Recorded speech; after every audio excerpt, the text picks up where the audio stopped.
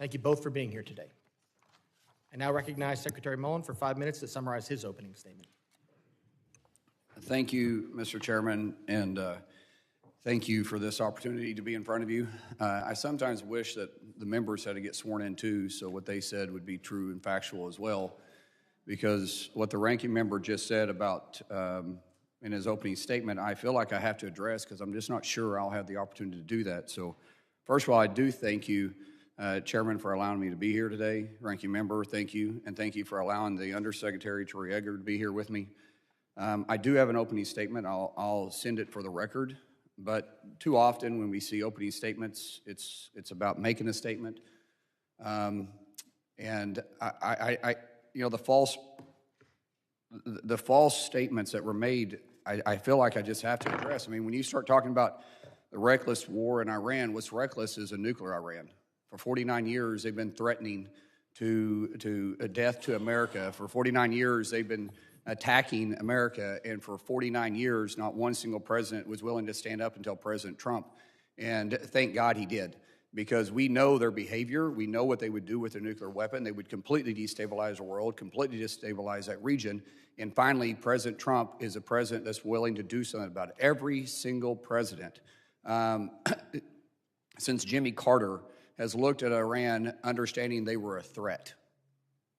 Every single president since Jimmy Carter has had a plan to deal with Iran, and not one of them acted on it, but President Trump did. You start talking about peaceful protesters and racism. The racism's a reckless term that is thrown around way too often.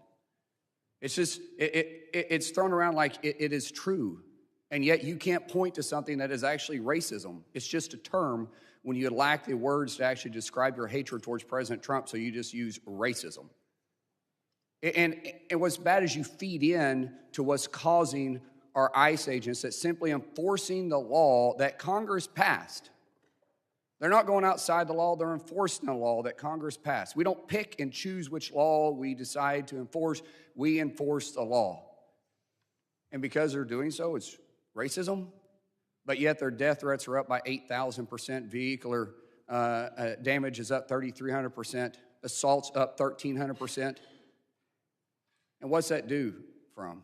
Peaceful protest? I have nothing wrong. I have no problem with people peacefully protesting. I believe in our First Amendment. Peacefully. Delaney Hall, I've had officers bit, hit, scratched. We had one get threatened that they were going to kill him and his family. That's peaceful. Damaging vehicles and property, that's peaceful. It's interesting when the governor finally put state police there, how often you guys quit saying that it was being agitated by ICE, but yet the same behavior was happening with the state police until they pushed them back far enough where they're out of camera shot, and all of a sudden the left media quit covering it. That didn't look like peaceful protest to me. I'm okay with protest in a peaceful manner. You're talking about Trump's reckless behavior. What's reckless is shutting down CBP and ICE. CBP, Customs and Border Protection. You want open borders? Because Ranking Thompson, I'm pretty sure you already said you're willing to shut them down again September 30th, even if we reopen them. That's law enforcement. Just say, I want to defund police, I want open borders, and I want illegals running wild in our streets. Because ICE every day is taking the worst of the worst off the streets. They're taking those that enter this country illegally off the streets, which is exactly what they were designed to do. And CBP is protecting our ports, our port of entries, and our borders. And yet we want to target them and defund them? That's reckless. You're talking about President Trump's ill behavior towards children? Yet we have found over 120,000 kids that were missing underneath the Trump administration when they lost touch of 340,000, which we fear most are now in trafficking rings. I didn't hear anybody complaining about that. What we've done under the Trump administration is we went and rescued these kids. What is inhumane about that? Nothing. He's doing the job that Biden administration turned a blind eye to. That shouldn't ever take place. If anything we can agree on, our kids should be watched over. Now, I do look forward to answering all the rest of the questions because I'm running out of time and I won't have time to go through all the ridiculous accusations you made towards the Trump administration.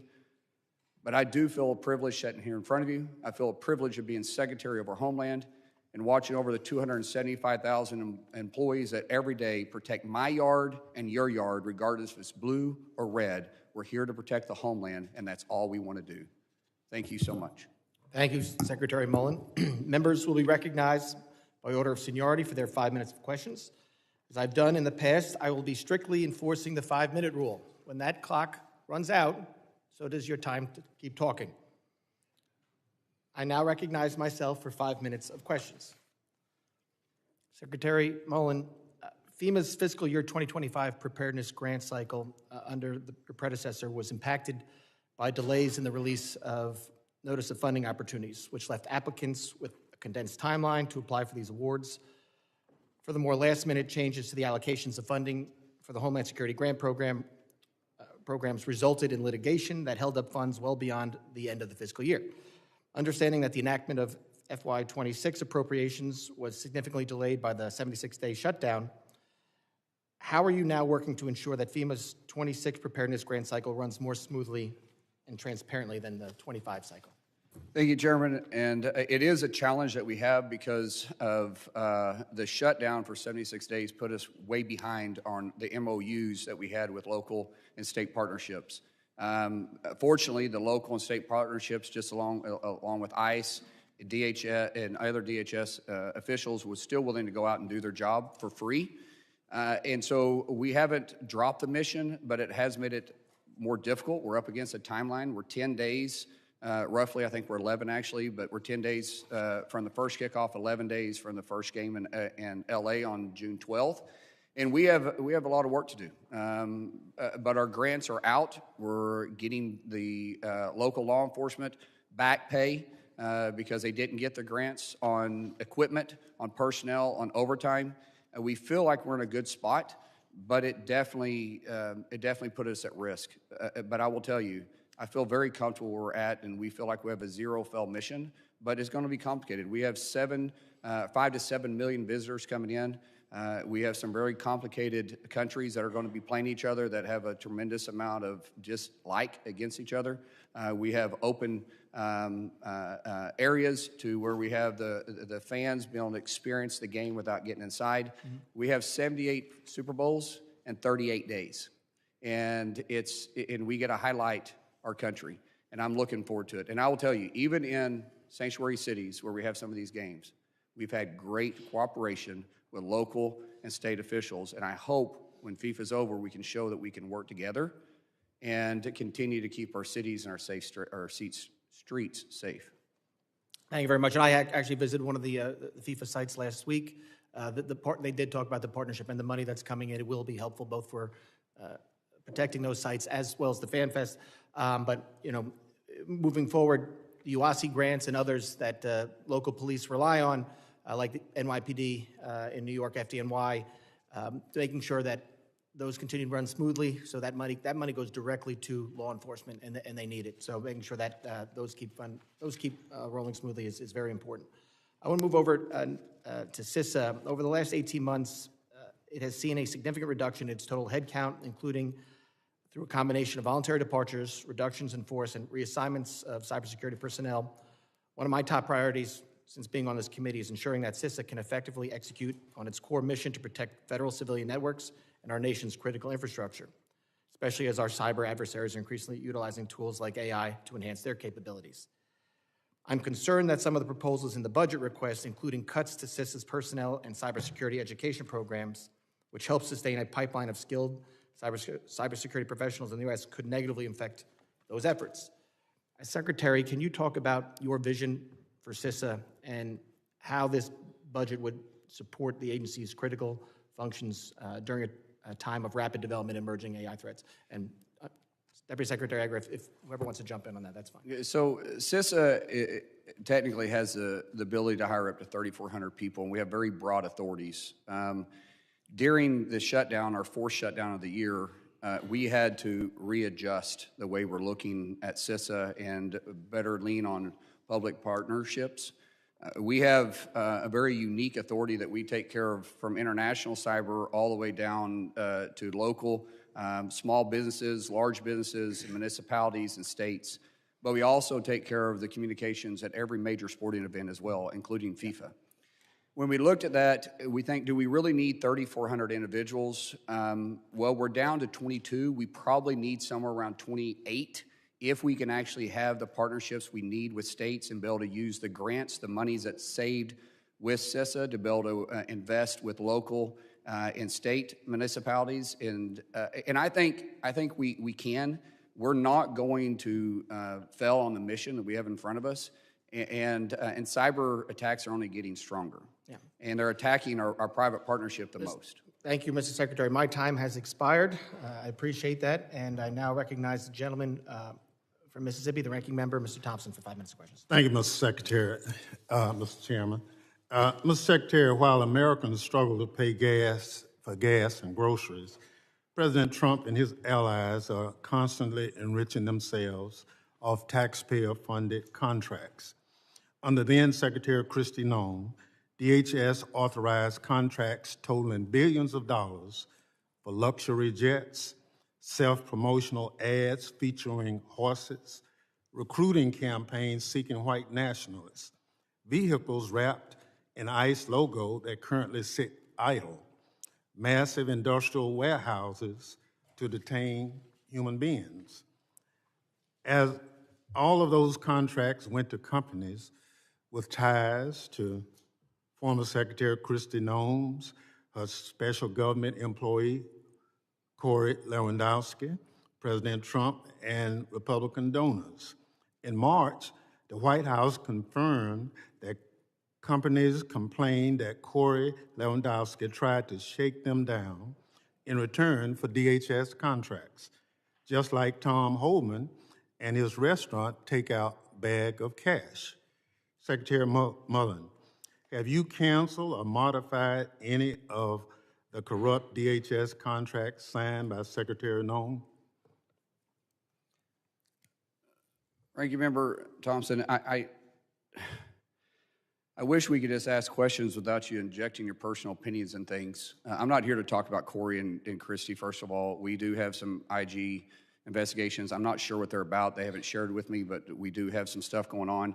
But they were happening before I got there. But when you start saying campaigns by hiring white nationalists, that's racism. You have no proof on that. That's just your words that you want to throw out. And racism is very dangerous. And we should all know that. And we should all respect that. But that's dangerous language that you use there. Reclaiming my time. There's no question about the contracts. We know warehouses have been bought for 2-3 times their appraised value. It's in the public record. There are a lot of other things. A $200 million public ad featuring horses, the secretary riding horses. That's grifting. That's wasting money that could go on the core mission of the agency. But obviously, you don't see any problem with that. No, that's not true. We are looking at the contracts that weren't already signed, and we did go through and cancel most of those. Well, that's the question that I asked. But I was talking specifically about your dangerous language of saying white nationalists. Well, that's a dangerous language, and you should apologize for that. Itself. So now, will you provide the committee with the contracts that you have had canceled since you've been secretary? Yeah, go ahead and answer that. Yeah, we're doing a couple things right now. The first thing the Secretary and I did when we came back into the organization is we met with the IG, and we went through and had discussions of any of the open contracts that are out there. So at this point, like I said, what we're here to focus on is FY27, not the past. So I'm hoping that we'll be able to get to this question. You're reclaiming my time.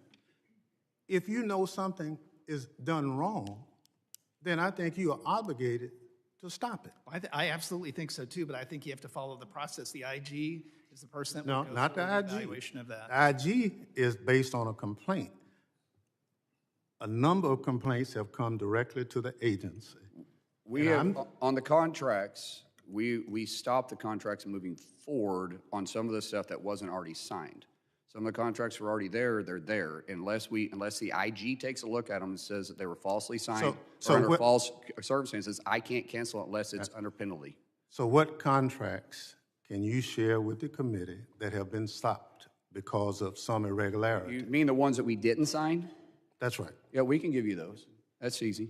We give us some time to respond to that, and we'll get to you, and we'll do it in a timely manner too. All right. There's been some comment about punishing sanctuary cities relative to withdrawing CBP agents and other things. Have you reconsidered those comments you made based on the It wasn't. rollback? It wasn't punishing sanctuary cities. It was sanctuary cities refusing to allow local and state enforcement officers to respond when we called. What we and their response was we don't have the resources. Well, if they don't have the resources and we have to pull the resources someplace, I'm not going to pull them from other regions. I have 80,000 law enforcement agencies through DHS, and through DHS, I can pull them out of Customs and Border Protection. That's out of the airport, and unfortunately, until they get the resources at the state level, I don't have a problem, or I don't have any other option but protect my employees at these federal facilities that the state. So the cities that you have said you would withdraw from, you're not going to do it now? No, I did not say that. I said as long as they're willing to cooperate with us. When they say they can't respond, local and state officials, because they don't have the resources, then I have to get the resources from someplace. And I pull my officers as a whole through DHS. And if that means I got to pull them out of Customs and Border Protection from processing international flights, I will. As they're cooperating with us, then I don't have to do that. Thank you very much, Mr. Secretary. Thank you, Mr. Ranking Member. And Secretary, I let you finish that because I imagine that would come up again. So I think getting the answer on the record now is great. But again, I want to limit everybody to 5 minutes or we'll be here all day. I now recognize the other gentleman from Mississippi, Mr. Guest, for 5 minutes of questions. Thank you, Mr. Chairman. Secretary Mullin, thank you for being here. Thank you for your leadership. You came into the agency at a very critical time for DHS. 76-day government shutdown, the longest shutdown of DHS in the agency's history. We still have components of the agency that are not funded. You mentioned about some of the major events that you will be helping secure. The 11 different sites for the FIFA World Cup games across the United States, which will start next week. America 250, the preparation for the Olympics in 2028. And so I personally want to thank you and your team for your service. The ranking member mentioned in his opening statement, he said that under this administration that we have set a low bar at the Department of Homeland Security for the secretaries running that. I will tell you that I am proud to have you serving in that position. If we want to talk about a low bar, let's go back under the Biden-Harris administration. Let's talk about Secretary Mayorkas. Under his leadership, 10+ million illegal immigrants flooded across our southern border. Children, hundreds of thousands of children were lost under his administration. In 1 month, there were 300,000 illegal immigrants who flooded into our country. And so you want to look at what you have done in a short period of time, and your predecessor, I want to thank you for that. I want to thank you for the fact that you have changed the direction of that agency. And I want to thank you for standing up for the men and women, the law enforcement, the first responders who serve under you. Now, Mr. Secretary, you again inherited a difficult situation. And I want to ask you, as it relates to that, talk to us a little bit about the impact that the Democrat shutdown has had on your ability to protect the homeland. And also talk a little bit about the impact that it has had on the men and women who serve under your leadership. The impact it's had on morale, on retention, on hiring of additional agents to backfill positions that are currently vacant. So would you please share with the committee some of the challenges that you are facing with these critical events ahead and the fact that you are still not fully funded and we are asking you to do more with less? Thank you so much for that question, Congressman. It's been very difficult. When I walked into the building, we had been shut down for the 4th time, and I had a tremendous amount of employees that had the spirit of, hey, we'll work for free because we have the greatest mission in the world, and that's protect the homeland. The problem is not everybody has that mindset. Some people also have to have the ability to get to and from work. So often the left want to talk about the ones that are underpaid, but yet they refuse to pay the people that are actually showing up and protecting their backyard, their states, and our country. And it's hard. We lost just under 8% of our total our total workforce through those 4 shutdowns. And when you start trying to recruit the brightest and the best to come work for you and say, oh, by the way, we may be shut down again because people on this same committee here is already starting to threaten to shut us down again September 30th, and you're going to go without pay again, by the way, how are you going to get people to come work for you? And it's not that people aren't willing to. We got, as I said, I feel completely honored by simply walking in the building and realize I'm surrounded by the best government employees in the country because they're still there, they're still working, and they're true patriots. But it's tough. Morale gets low when their spouses are upset that they're still having to drive to work because out there at St. Elizabeth, there's not a metro stop. There's not a bus stop right there. Everybody there has to commute. And so it gets very expensive at points, and yet we're expecting them to continue to show up. And all they're doing is enforcing our nation's laws. I don't pick and choose which law we're going to enforce. We're enforcing the laws that Congress passed and put within our authority to do so. And our employees are still doing it. So yes, it's difficult to retain people. It's hard to recruit people, but we still have people showing up and working every day. I'll use this quick statistic. United States Coast Guard has over 90% retention. And during this last year was the first time we've dropped below 90% in retention because of them going without pay and in recent history. If that tells you anything, that's a staggering statistic. Thank you, Mr. Chairman. I yield back. Gentleman yields back. I now recognize the gentleman from California, Mr. Correa, for 5 minutes. Thank you, Mr. Chairman. Welcome, gentlemen.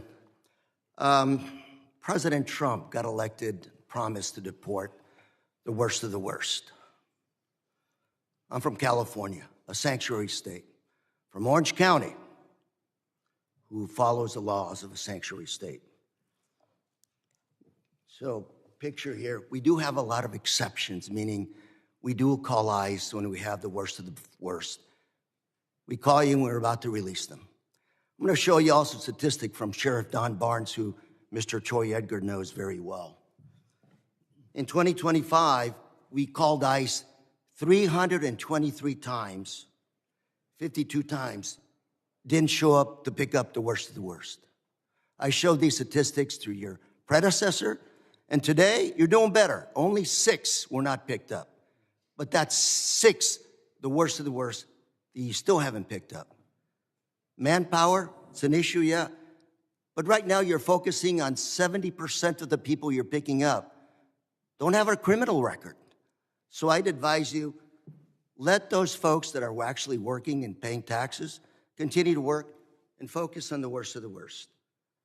If you want to help me, Mr. Secretary, keep Main Street safe, I'm going to ask you to do me a favor. I need your help. DACA recipients, those folks that have gone here to this country, little boys, little girls, I have 2 of them, they're police officers.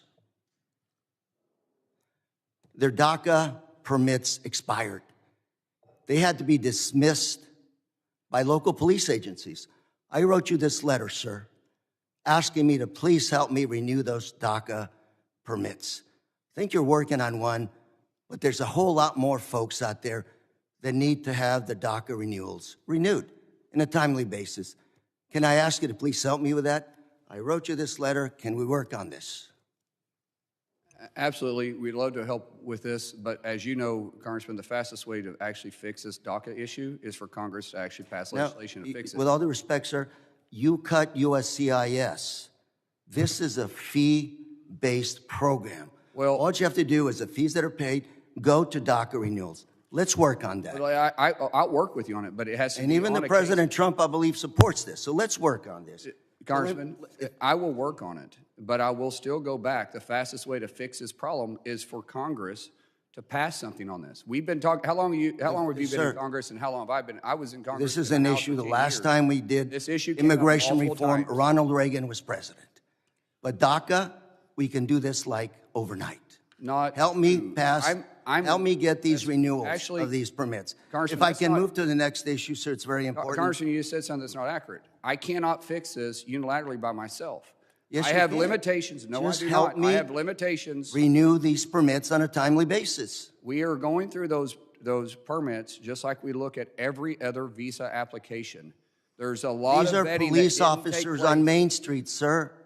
Not all Help of them me are. keep Main Streets. Not all of them are. These And two we're are, vetting- sir. I'll And there's look a at- whole that's lot what I'm more, saying. sir. The case by case one's fine. We can go through it. As a whole, Let's I'm not going to wave discuss a it. magic wand and just fix them all because we're You vetting have each that one. magic wand. That's your job, So does sir. Congress, and they can fix this issue by legislation, and you guys can choose what you want me to enforce in that.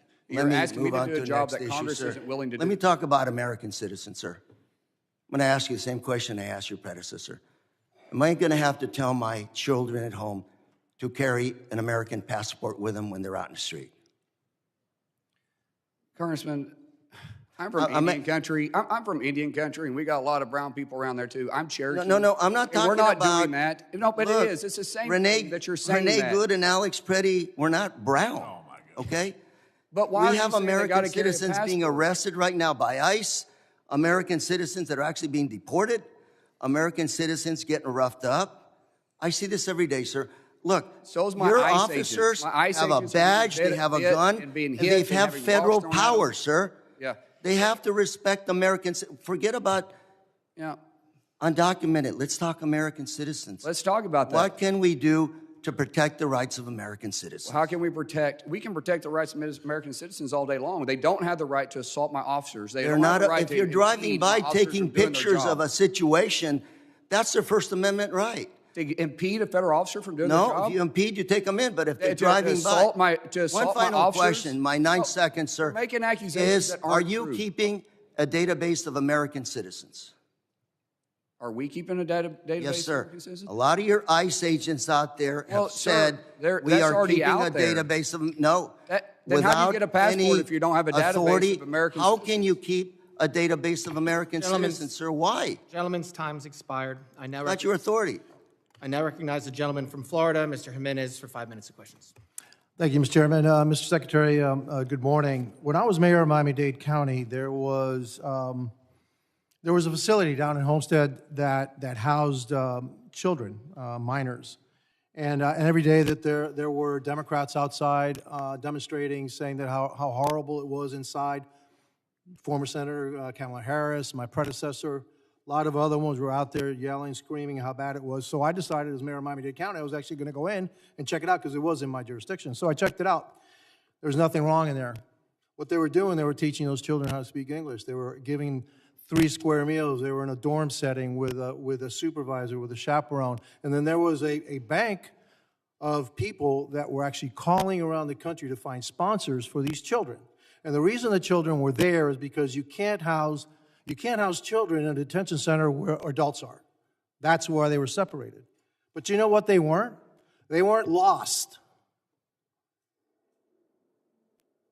You said we had 340,000 lost children under the Biden administration? That is correct. That's a rough number because that's the best we can identify for sure, but that number we expect could go much higher. Much higher than 340,000 lost children. And so the Democrats on the other side of the aisle here, they're yelling and screaming because the Trump administration separated them because they had to separate them, but actually found them sponsors, didn't lose them. And yet the Biden administration under Mayorkas lost over 340,000 children. Let me clarify this too. We do not separate families. If families want to stay together, we have a detention center in Texas where we put family units. The only time that happens is when we ask the parent if they want the child to be deported with them or not. Some parents choose not to because they want their children to stay in the U.S. And then we have to find sponsors. But the difference was when they were separated, we found sponsors. That's right. The Biden administration just lost them. And a lot of them are probably being sex trafficked or or they're being used for slave labor, et cetera. Would you agree with that? I would, unfortunately, we had that suspicion because the ones we have found, they were actually where they said the person who picked them up at the border was. We had to track them. The ones we can't find, there's a reason why they're off the grid. And it's very, very concerning. HSI is spending a tremendous amount of resource, and ICE is spending a lot of resource on trying to locate these kids because it's vitally important. And they should never have been released the way they were on the border when they showed up like that. It's shameful and disgraceful. It is shameful. It's disgraceful. It's one of the worst things I've ever heard of, how we, the American government, can do that to children coming in and allow them to be abused. Now, my next question is this. Who finds them? What agency of yours finds them or is trying to find them? HSI and ICE is trying to find them. And ICE, the agency that my Democrats don't want to fund. Is that the one? Yeah, that's been defunded for quite some time, yes. The ones that are trying to find the children. It's ICE. Yes. Okay. Well, how much more money do you need so that we can actually focus on the still hundreds of thousands of children that are missing?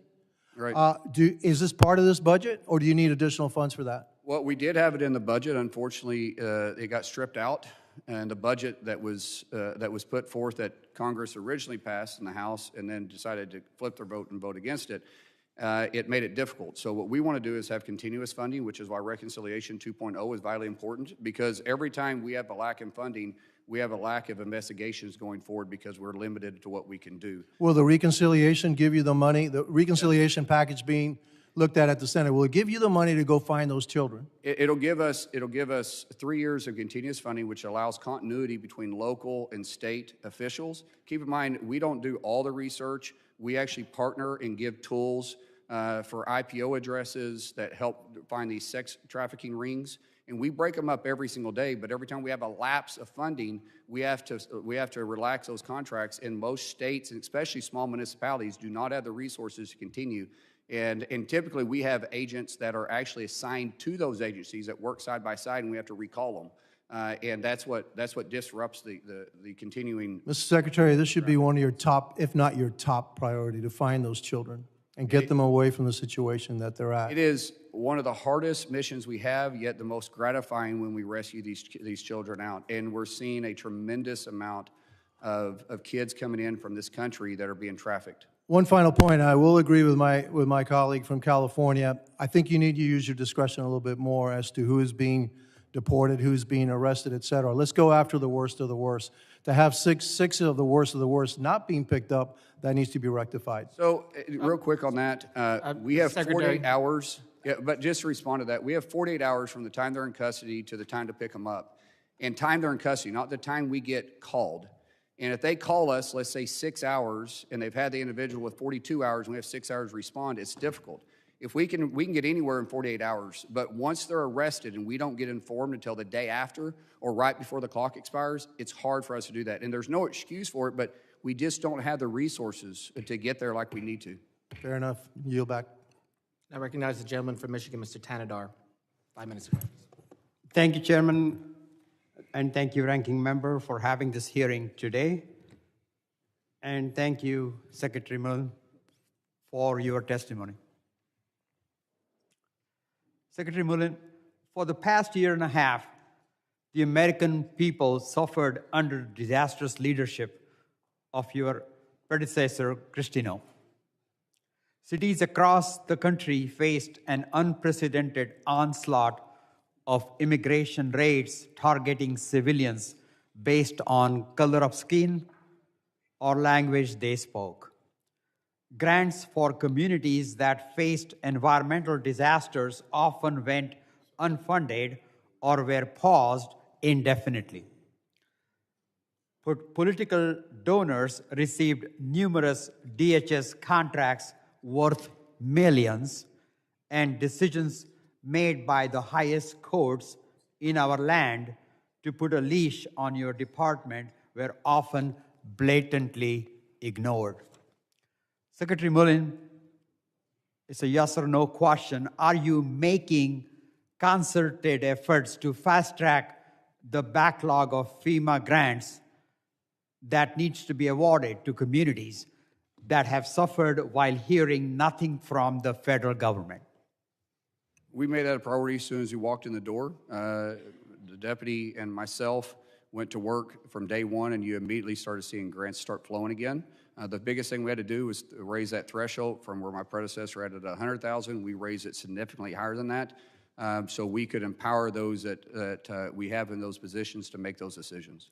How about contracts with companies that work with DHS agencies? I understand that you have quite an enormous amount of shares in companies that hold DHS contracts.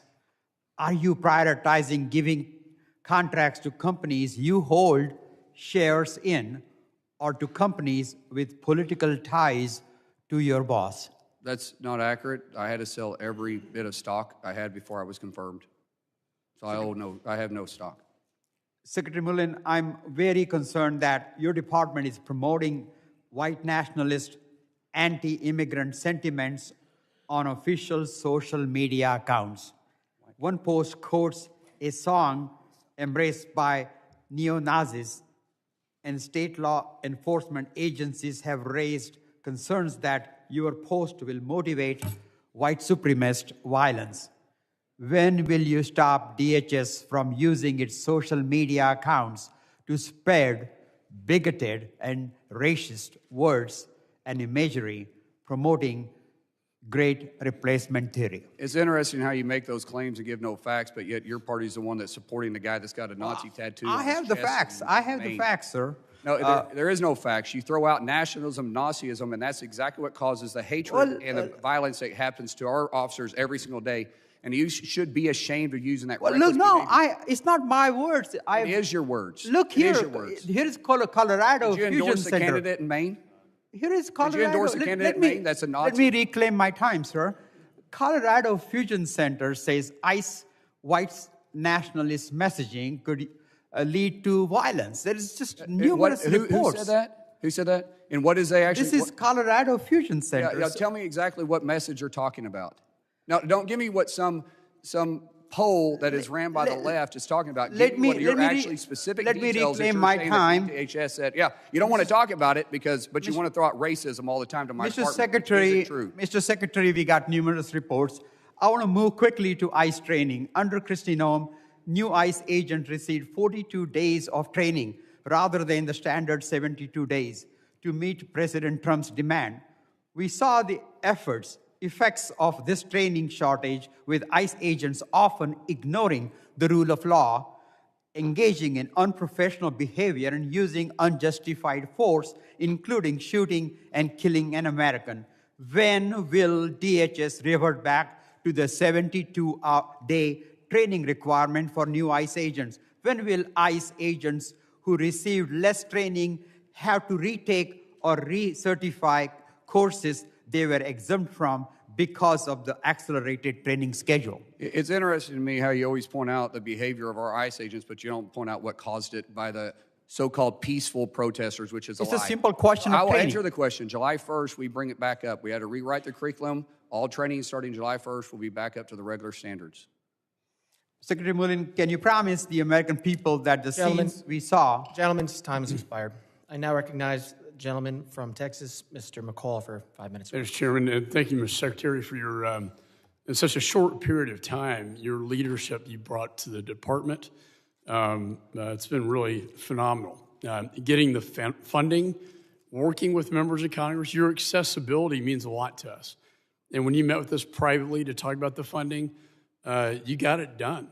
And we still have to get CBP and ICE, but it has allowed you to do a lot of things that I was concerned about as chairman of the Special Events Task Force with respect to FIFA, World Cup, and the 250th anniversary. As you know, while these are great entertainment, sporting games, they also provide a high-threat environment.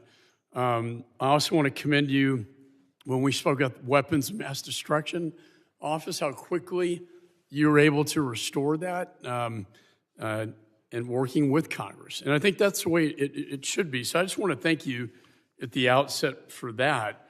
I wanted to see if you could maybe expand to the extent you can in this room, given the funding that came through, what you're able to do now to make sure these games are safe.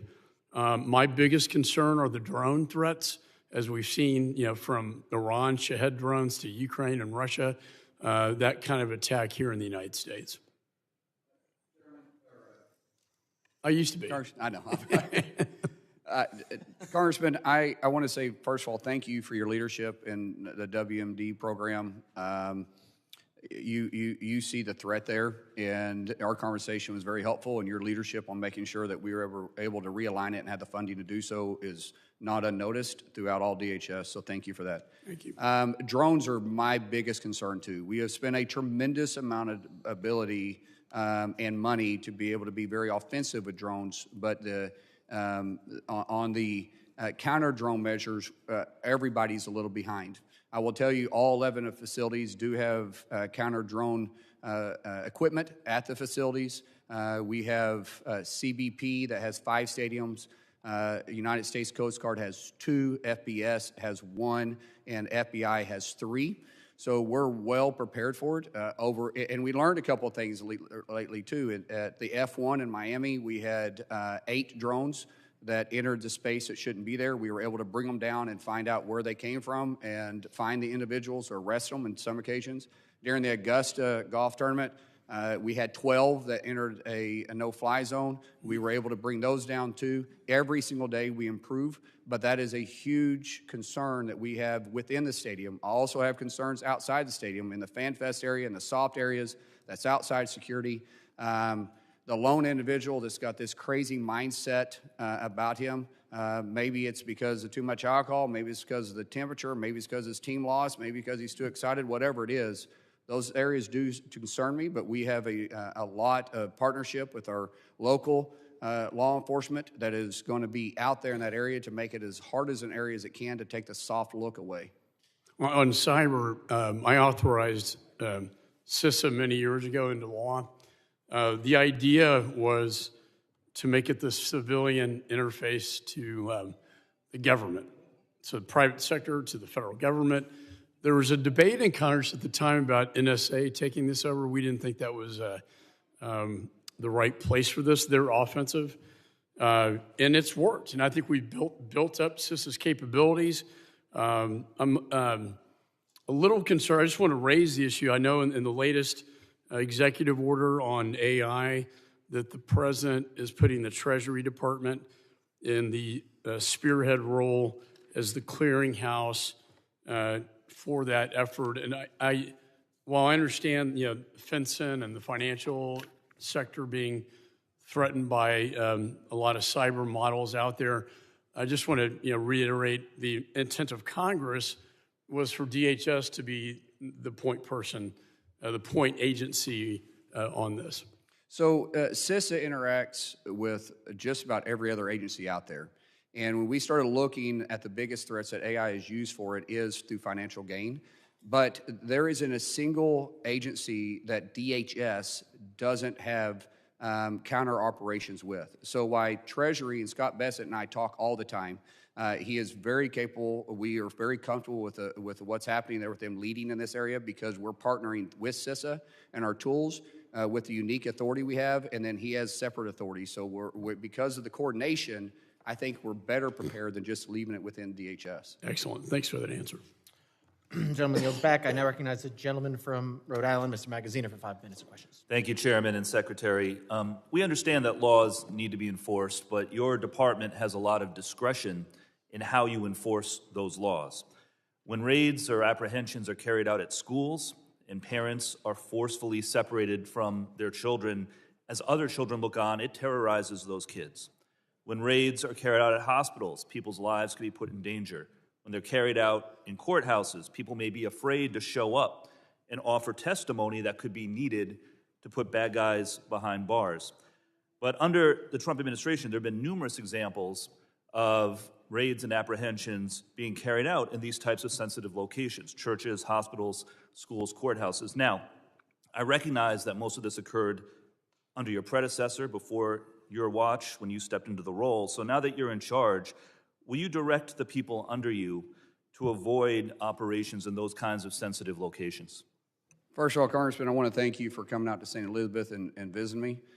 There's not too many members that make that drive, but I hope you got to see a dedicated workforce when you walked in that building and the professionalism that we do every single day on keeping the homeland safe. So when we start talking about sensitive areas, we're not actively patrolling or enforcing in sensitive areas. However, we do serve warrants in those areas, and these are going after the worst of the worst. When we go in there and we're serving the warrants at a hospital, or in fact, I don't think we've ever done it at a church. The only thing that's happened at church is the protester by Don Lemon.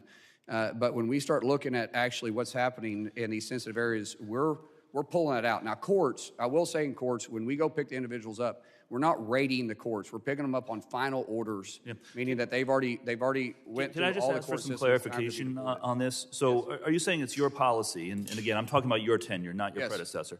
It's your policy that there won't be operations, apprehensions in these types of sensitive locations unless you're serving a warrant? Unless it's a felony warrant. And has this been made clear to everyone working under you? Like, is there... Yes. Will you put out, have you, or will you put out some sort of a written we have made that bulletin? we've made that very clear. Tom Homan and I have talked about this.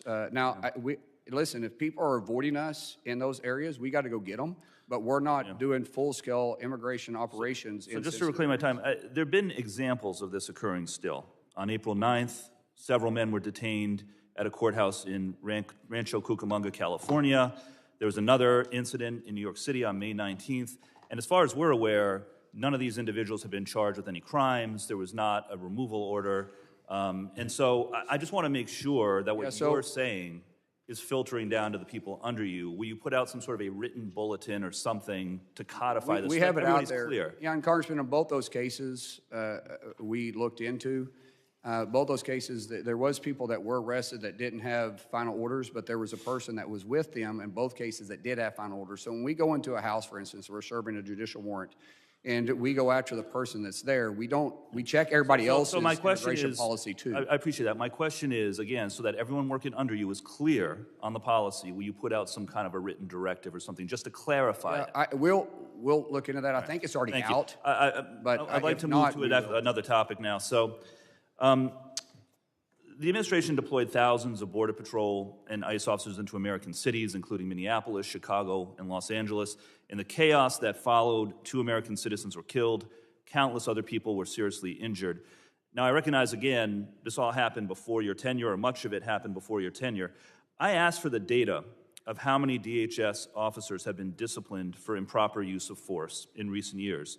And I'll give you credit, because while your predecessor did not respond to my request for information, your office has begun to provide some. But the data is concerning. This is CBP.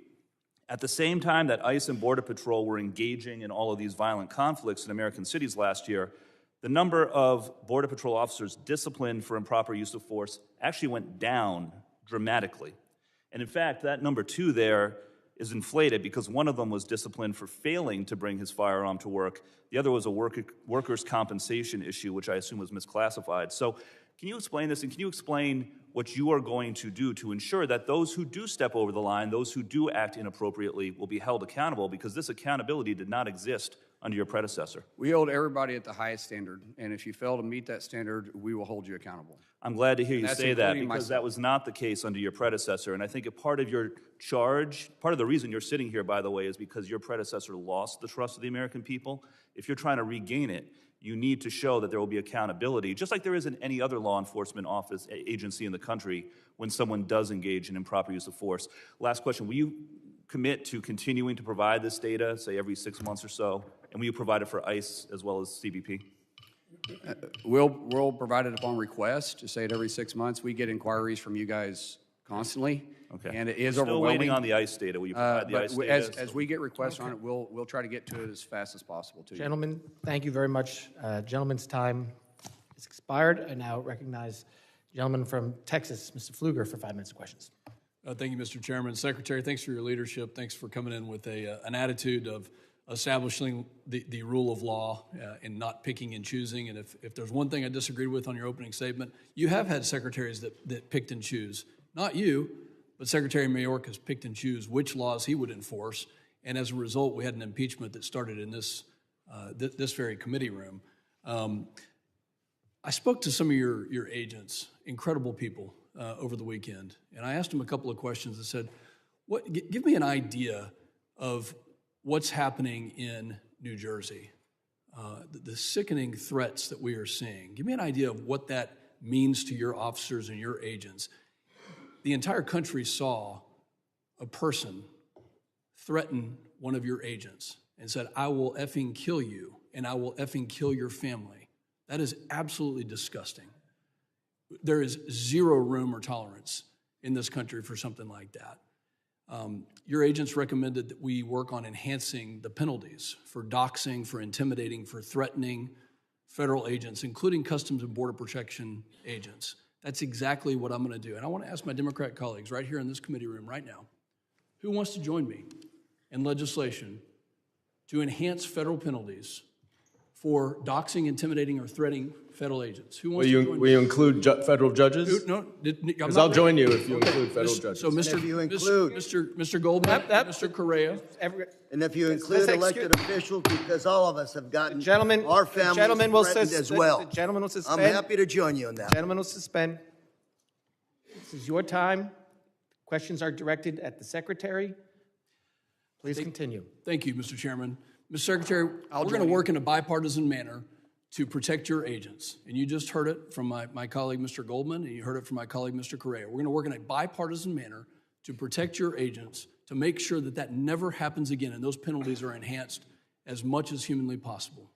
Yeah, I think it should be that way too, because we have your colleagues from the other side of the aisle a lot of times talk about the mask and why they're masked men, but it's the doxing that takes place. This officer that was threatened didn't have a mask on, but he does have a family. And what's interesting is they knew his family because they're very sophisticated. These aren't just peaceful rioters or peaceful protesters out there. They're well-funded, and they have technology, and we see it immediately. When we have officers that are out there that don't have a mask on, they get doxxed, and their family starts getting attacked on social media. They start getting attacked at their schools. They start getting verbally attacked. They start getting verbally attacked at their schools and at their homes. And so it should be, if we want to eliminate the officers from having to wear a mask, then increase the penalties, and we should all agree with, if they dox them, they threaten them in any way whatsoever, it should be a very stiff penalty to get all their attention, and then those that are funding the protest should also be held accountable the same way. We're going to work on that. You have my commitment. Now we have a bipartisan agreement to do that. Let me ask you the same exact question that I asked Secretary Mayorkas when he was sitting here. And I said to him, are there people who match the terror watch list that have been let into the United States? And if so, is the Department of Homeland Security trying to do something about it, to extract them, to find them, to prosecute them, to get them out of our country, to keep our country safe? So I'll ask you that question.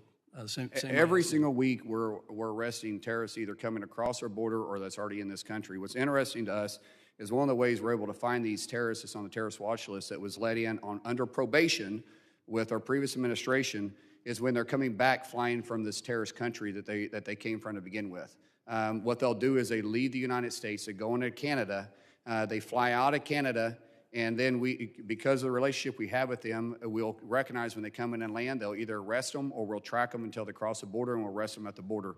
But every single week, we're arresting terrorists that are entering into this country, and we've seen a dangerous tick up in Iran right now. It only took a change of our administration to get the correct answer on that, and I thank you for that. Because President Trump every single day is focusing on making America safe and great again. I appreciate that, Secretary, and I believe you, and we know that you're doing everything you possibly can, and your agents are as well. Last question for you. It's been talked about with CISA, and just want to kind of get an understanding to make sure that CISA is it is definitely the central authority when it comes to the coordination, whether it's Treasury or anybody else, because there were some concerning things that we heard. Last 15 seconds to you. So we coordinate with Treasury, but we coordinate with all the agencies along the way. And CISA, as I said, has very unique authority. It hasn't completely been utilized. We're going to restore that. We're putting the right people in place. We've got a person soon to be nominated that'll be running CISA that has the ability to recruit and focus on the authorities we have. We want CISA to be the leader in cybersecurity. They should be, and they will be. Thank you, Secretary. Thank you very much. I now recognize the gentleman from New York, Mr. Goldman, for 5 minutes of questions. Thank you, Mr. Chairman. Secretary Mullin, How do you determine when a court order is political or not? Well, typically when it's overturned by a higher court. So in the interim period, when it's on appeal, do you follow that court order? Sir, we enforce the law every single day. We don't pick and choose which law we enforce. We simply. I'm not talking about the law. I'm talking about a court order. Well, but it is a law. So we're enforcing the law every single day. Okay, And because that's what yesterday the thing that concerned me is that you would not certify to Senator Murphy that you will follow the court orders. What I said is even the exact if same you answer I gave you right disagree. now. Sorry? I gave him the exact same answer I gave you. We'll enforce the nation's laws. That we don't pick and choose which law we enforce the nation's laws. But it is. So then why is it relevant whether it's political or not? Because we see lower benches and even upper benches that make decisions based on political reasons, not just. So who makes that decision? You say we see it. Who decides we see that it it's all the political? time. Tell me it hasn't happened. You guys complain about it when the Biden administration was in office. I didn't say that. You said it. You said you see it all the time. We enforce Do you the law. decide that? Congressman, I said we're going to enforce the law. We don't pick and choose which law. We enforce the nation's laws. Full stop. So you will follow court orders. Is that? I said we'll enforce the nation's laws. Now, you are aware, I'm sure, of a case in New York related to the arrests at immigration courthouses. In March, the U.S. Attorney for the Southern District of New York wrote an extraordinary letter to a judge accusing an ICE lawyer of concealing a memo from both the U.S. Attorney's Office and the judge. And that memo specifically undermined the policy that ICE was using to arrest immigrants at immigration courthouses. You're familiar with that? I'm actually not. You're not? Okay. Well, that is what happened. It's a little disappointing to me that you're not familiar with that. I don't know the number of cases we have that could we get sued. Well, this is the day. question, though. I worked in the Department of Justice for 10 years. I've never seen a letter like that where a representation by a government agency to a court that another government agency actively concealed a memo that ultimately changed the decision. Has there been any disciplinary action taken on that ICE agency lawyer? I'm not familiar with the case. I already said that. Well, that's disappointing to me because we get hundreds. You get hundreds, but I trust you. You do not get letters like this to courts from the U.S. Attorney's Office accusing their own government colleague in a different agency of concealing a memo. And now the problem is, I would have to see it before I take your full. That's fine. You should also look at the judge's order, where he then prohibited any arrests at immigration courthouses at the 3 federal buildings in New York City. Are you aware of that? I don't believe he has the authority to do that. Because when they're on final order, you don't think he has the authority to do that? When they're on final order, we pick them up after the court case. That's law. So where are we supposed to arrest them if they're on final order and it gets denied? Sir, they're not going for a final order of removal. No, they are going for their asylum case. You just said a blanket statement. You didn't give preference to it. I said if it's a final order. You said they're not supposed to arrest any. That's what you just said. At immigration courthouses. If they're on final order of removal and they filed their last appeal, then we have the right to pick them up and deport them. That never happens. Never. No appeal ever happens at a courtroom in immigration court. Okay, what happens every day and thousands of times against your own policy is that people who are here lawfully seeking lawful status go to court because they're required to do so. And then they come out of court and they're snatched by your ICE officers. They're arrested. They're sent to Delaney Hall. They're sent to the MDC. They are not the worst of the worst. They have no records. And you know how we have no record? They have no records? Because those 2 facilities are low security. They are not allowed to go there if they have serious criminal convictions. Delaney Hall has. I didn't ask a question. I didn't ask a question, You made an sir. accusation. I reclaim my time. 666 people that's in Delaney Hall, 228 are serious felons. I reclaim my time. I would like extra time, please. So the problem is that they are being arrested without a final order of removal. Judge Castell a Bush appointee, I don't know if that matters in the political calculation, has ordered that to be stopped. Are you going to stop that same process outside of New York City because it applies equally every single place in this country? The gentleman's time has expired, and I will remind the gentleman's time has expired. I will remind the witness that when this is the member's time, when they reclaim it, please allow them to move on. I am trying to hold everybody to the 5 minutes. I'm letting him try to answer when these are important, because these are important questions, everyone. I'm trying to let him answer, but I will still keep order here. So, witnesses, when the time is reclaimed, please allow the member to continue. Their time is limited to 5 minutes. It's a simple question. Can he answer it? No, your time's now expired, and I will recognize the gentleman from... Way to run interference. No, your time was limited to 5 minutes, and you started with a statement. I will now recognize the gentleman from Oklahoma, Mr. Burkeen, for 5 minutes of questions. Mr. Secretary, it's truly great to see you in this role. I mean it. I think you're doing an outstanding job. I hope that the exchange between Representative Magaziner, Democrat from Rhode Island, I thought that was a really great exchange between the two of you. He paid you a huge compliment, and you paid him a compliment. And you've shown that, you know, the way that even you started this was you didn't go on script, and that's your strength. You straight talk. And then there's also the ability to reason together. And so I just want to commend you for the tenor that you're bringing before this. And I thought his comment and his compliment to you was well deserved. Because we're going to talk about the budget, and that's why people came here, was to hear you speak. And because of the way that the One Big Beautiful Bill was fashioned on border wall construction, and you know, as someone that was in the House and the Senate, how important it is under President Trump's tenure to make sure that the physical barriers, I want to give you a chance to talk about that and kind of the progress on that for, you know, concerns for this committee.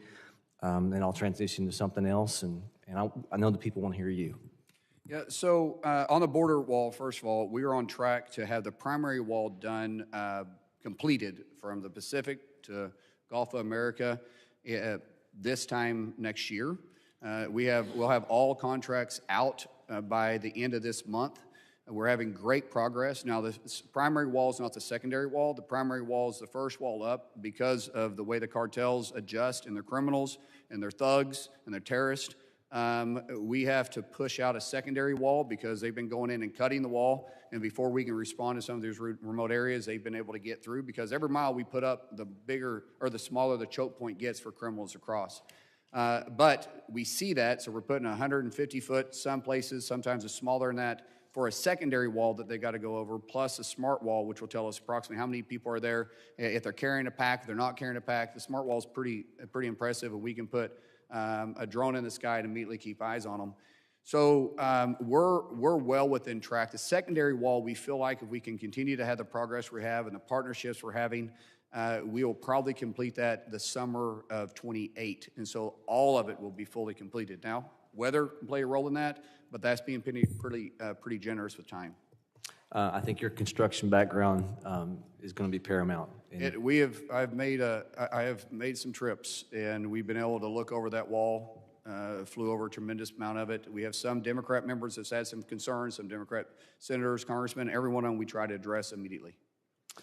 President Trump's safety. If you could talk about it, the things that, you know, we've seen, the multiple attempts attack against him, your role over Secret Service. Secret Service does a phenomenal job, and they're understaffed. We need to hire about 860 agents right now. President Trump, unfortunately, assassination attempts on him have become normal. And it's sad. It doesn't seem like it phases him. He's laser focused on his job. He trusts the Secret Service. I trust the Secret Service. They're the ones that protect me every single day. They are phenomenal people, but they're working around the clock. I just want to point something out. The reason why it's so important to continue funding and keep it pushing forward. In 2028, we're going to have the busiest year for Secret Service in the history of the Secret Service. And just to keep in mind, we're going to have a tremendous amount of governments that's going to be visiting during the Olympics. We're going to have an election year coming up. There's a real possibility we could have 3 presidential details and 3 VP details, and possibly more than that, because if they require us to do it before the convention, it could stretch us thin. That's Secret Service's responsibility to do that.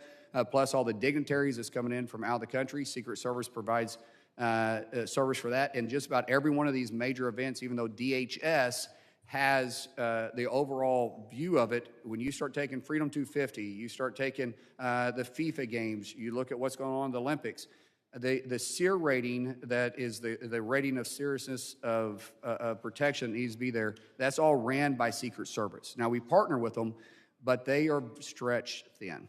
And we're going to have to plus their budget up significantly to be able to allow them to meet that threat coming towards us. Given 30 seconds, regarding the task force that was set up about trying to find more greater means for efficiency with FEMA, as someone who's from Oklahoma, who readily knows how Oklahoma is often impacted by weather events, you got about 10, 15 seconds here. Anything you can tell us about the progress of that task force? Yeah, we're going to have to restructure the way FEMA operates and push it closer to the states. The dollars that get to the states, they can do it cheaper and more efficient and faster than FEMA could ever do. FEMA was never designed to be the first in and last out. They were there to support the state and the local community on their bad day.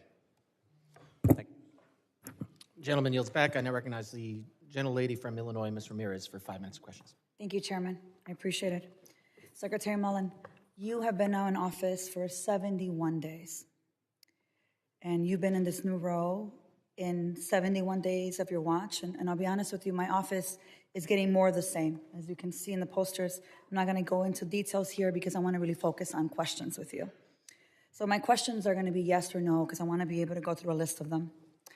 First one, Secretary, as a former member of the House and Senate, are you clear that members of Congress have statutory oversight authority over federally funded detention facilities? Yes or no? I do, with proper notice. Yes. When we're in a The answer is shutdown, yes. it takes a little bit more time. I'm sorry. And all of us shut down I'm reclaiming right my time. I want to go to the second question here. Yes or no? Given that Senator Andy Kim was acting within his statutory oversight authority at Delaney Hall, would you retract your comments that a senator probably shouldn't have been there? Yes or no? Would you retract them? Andy Kim and I have visited multiple Yes times. or There is no, no yes or no on Secretary? that. If you don't, I can sit I'd right like here to and not reclaim answer my any of your time. questions if it's going to be Chairman, yes or I'm no, reclaiming my because time there's a again. backstory Thank you. behind that Andy Reclaiming Kim my and I time. talked multiple times, and we let him into the Chairman? Congress Center that day. Thank you. These I wanna yes go or on no to the questions, next one. Chairman. Chairman? You can't. Chairman, These aren't yes. I am the member. Suspend. I'm glad. I agree. Somebody we need like to stop. We need to stop. We need to stop the clock. I said suspend. I said suspend. Okay. Again, the members are entitled to ask questions. The witness is entitled to answer them. He is here voluntarily. The members are entitled to ask their question. They cannot limit his answer. If they say yes or no, and it's not a yes or no question, they want to Chairman, if he's unwilling to answer, we're reclaiming and we're moving on. Correct? That's the fine. rule? You can reclaim your time. That's fine. But do not. You get to ask the question. The witness gets to answer it. He does. You do not get Chairman, to tell him I reclaim how it. to answer. Does he stop speaking? It's still suspended. Okay, but this is for everyone. This is for everyone, not just you. Again, we can add because you did add I think 10 more seconds back onto the clock. It's more like 20. 10 more seconds back onto the clock. So we're going back to another question. Let's get it. Let me Let's know when we're get ready. everything set, and then I will let everything start again. 346, please. So, Secretary, are you familiar with the ICE National Detention Standard, Standard 4, Food Service, that establishes that food in ICE detention must be nutritious and hygienic? Are you familiar with the standard? That's a pretty easy yes or no. Yes, Are you familiar I am. with the standard? Thank you. So, given ICE's standards and reports of decaying food confirmed by congressional oversight, would you retract your comments dismissing detainees' concerns about rotten food as a desire for ethnic food? Would you retract those comments? I didn't say rotten food. I said they wanted ethnic correct food, and I said this isn't a Holiday Inn. We're not providing that. But So we you're did not release a retracting- menu, and if you saw time, if you look time to look at the So menu, you're not you can see it's retracting pretty your good comments? food. Okay. So let me just make sure I clarify. These questions were important because I know it shows this. You've been in Congress before. You've been in the House and Senate. You understand the separation of powers. You know Congress's role. You understand that there are rules and standards that you're required to follow. You've been saying this in the last 45 minutes we've been here. And still, you're disregarding what we know, which is that you're doing the same thing that your president and Miller want you to do, which is spew this garbage that makes immigrants criminals and that creates the standards and conditions for even children in detention to be living in inhumane conditions. You know what I call that? I call that being a tool. And let me tell you the impact of these actions. Kevin Gonzalez, my 18-year-old U.S. citizen constituent with stage 4 colon cancer. He wanted to see his parents one last time, Secretary. But you rejected his parents' visa to come say goodbye to their son. In desperation, they came the only way that they knew how.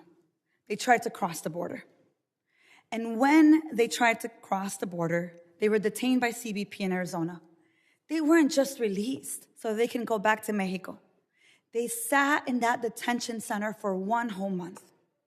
My office, the Mexican consulate, and their legal team, they worked tirelessly to ensure that the Gonzalez family could be reunited because they knew that Kevin just had weeks to go, that he could die at any time. He was diagnosed in January. Kevin, I want to show you the video. This is when he finally got to see his mother and father. Kevin went to Mexico. You hear that cry from that mother.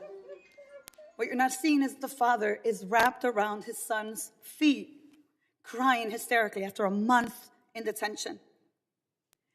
Secretary, Kevin died less than 24 hours after that engagement. So I want to ask, for every parent in this room, including Secretary Mullin, and including my colleagues on both sides of the aisle, wouldn't you go at any length to be able to see your dying child one last time? You know, rejecting visas to Kevin's family, that didn't protect our communities. Family separation, that doesn't make any community safer. So who then ends up benefiting from this? I'm going to tell you who benefits.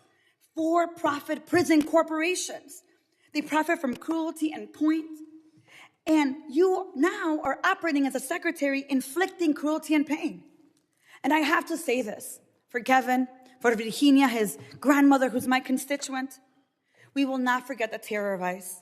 And we will not forget what DHS continues to do, even under your watch. We know that a better world is possible.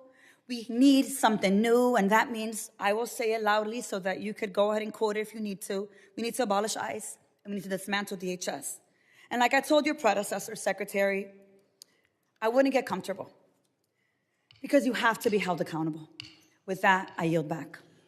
Gentlelady yields back. I now recognize the gentleman from Alabama, Mr. Strong, for 5 minutes. Thank you, Mr. Chairman Garbarino and Ranking Member Thompson. Secretary Mullin, thank you for being here today and for the work you and your team are doing to keep our nation safe. I represent Alabama's 5th Congressional District, home in Huntsville, Alabama, and Redstone Arsenal. You may know that North Alabama offers a unique combination of mission capability, affordability, workforce talent, and room for future growth. We're proud to host HSI's XCOM South for the National Academy for Advanced Training and Leadership, along with numerous companies, organizations, and other federal components that support DHS mission every day. I'd like to welcome the opportunity to host you in Huntsville. I know that you're well aware of us, but it'd be a great trip if we could have you there to see all of our different things that we have to offer in North Alabama. Like many of my colleagues, the threat posed by UAS is at the top of our mind, especially as we prepare to host major international events such as FIFA World Cup and the Olympic Games. Redstone Arsenal is home to the National Counter UAS Training Center, which trains federal, state, and local personnel to detect, track, and respond to drone threats. The center is playing a critical role in preparing law enforcement partners ahead of the World Cup and other major national events. Secretary Mullin, can you discuss the role the National Counter UAS Training Center is playing in DHS's broader counter-drone strategy? And do you believe we are making the investment and building the partnerships necessary to stay ahead of emerging UAS threats? Thank you for the question. I'm actually going to be there at the facility on Friday with Katie Britt. Understand you can't make it because you got duties here in Congress. I think we're trying to make Huntsville too. We're going to reschedule it to where you can be there because Alabama is leading in this area. We really appreciate the leadership. As I said, counter U.S. is I think the largest concern that I have on a daily basis, and the fact that we're able to partner with Alabama to be able to put this center there, be able to bring local law enforcement from all over the country, and really, quite frankly, we're going to be bringing people from all over the world to be able to train in this facility and continue to grow and collaborate with those that have the best technology, the best ability, work with the private-public partnership is invaluable. And we look forward to seeing what that's going to produce by 2028 when the Olympics are here. Thank you, Mr. Secretary. We welcome you to the Rocket City. I recently introduced a bill, the Safeguard. That's what it's called, is Rocket City? Rocket City. I didn't know Huntsville, that. Alabama, the propulsion capital of the world. I recently introduced a bill, the Safeguard Act, to mandate that revenue collected through TSA's 9/11 passenger security fee be dedicated to bolstering aviation airport security. Can you speak to the importance of investing in security technology and what it would mean if Congress could end the diversion of these fees when it expires next year? Right now, we're looking at rolling out new programs with TSA.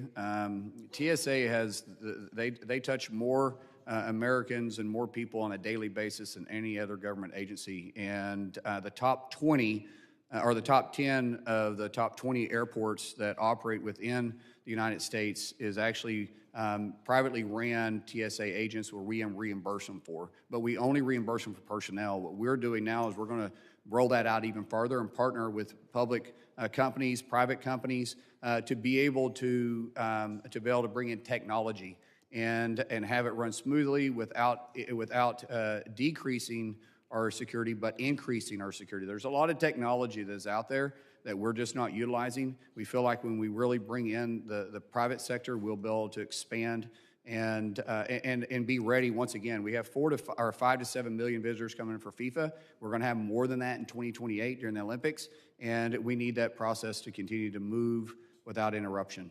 I believe that it's about $5.50 per direct flight going anywhere. And what I want to do is get that money, just like you've said, where it's doing great things for safety. Switching gears, I want to commend DHS and the administration for their continued focus on strengthening operations and addressing the challenges along the southern border.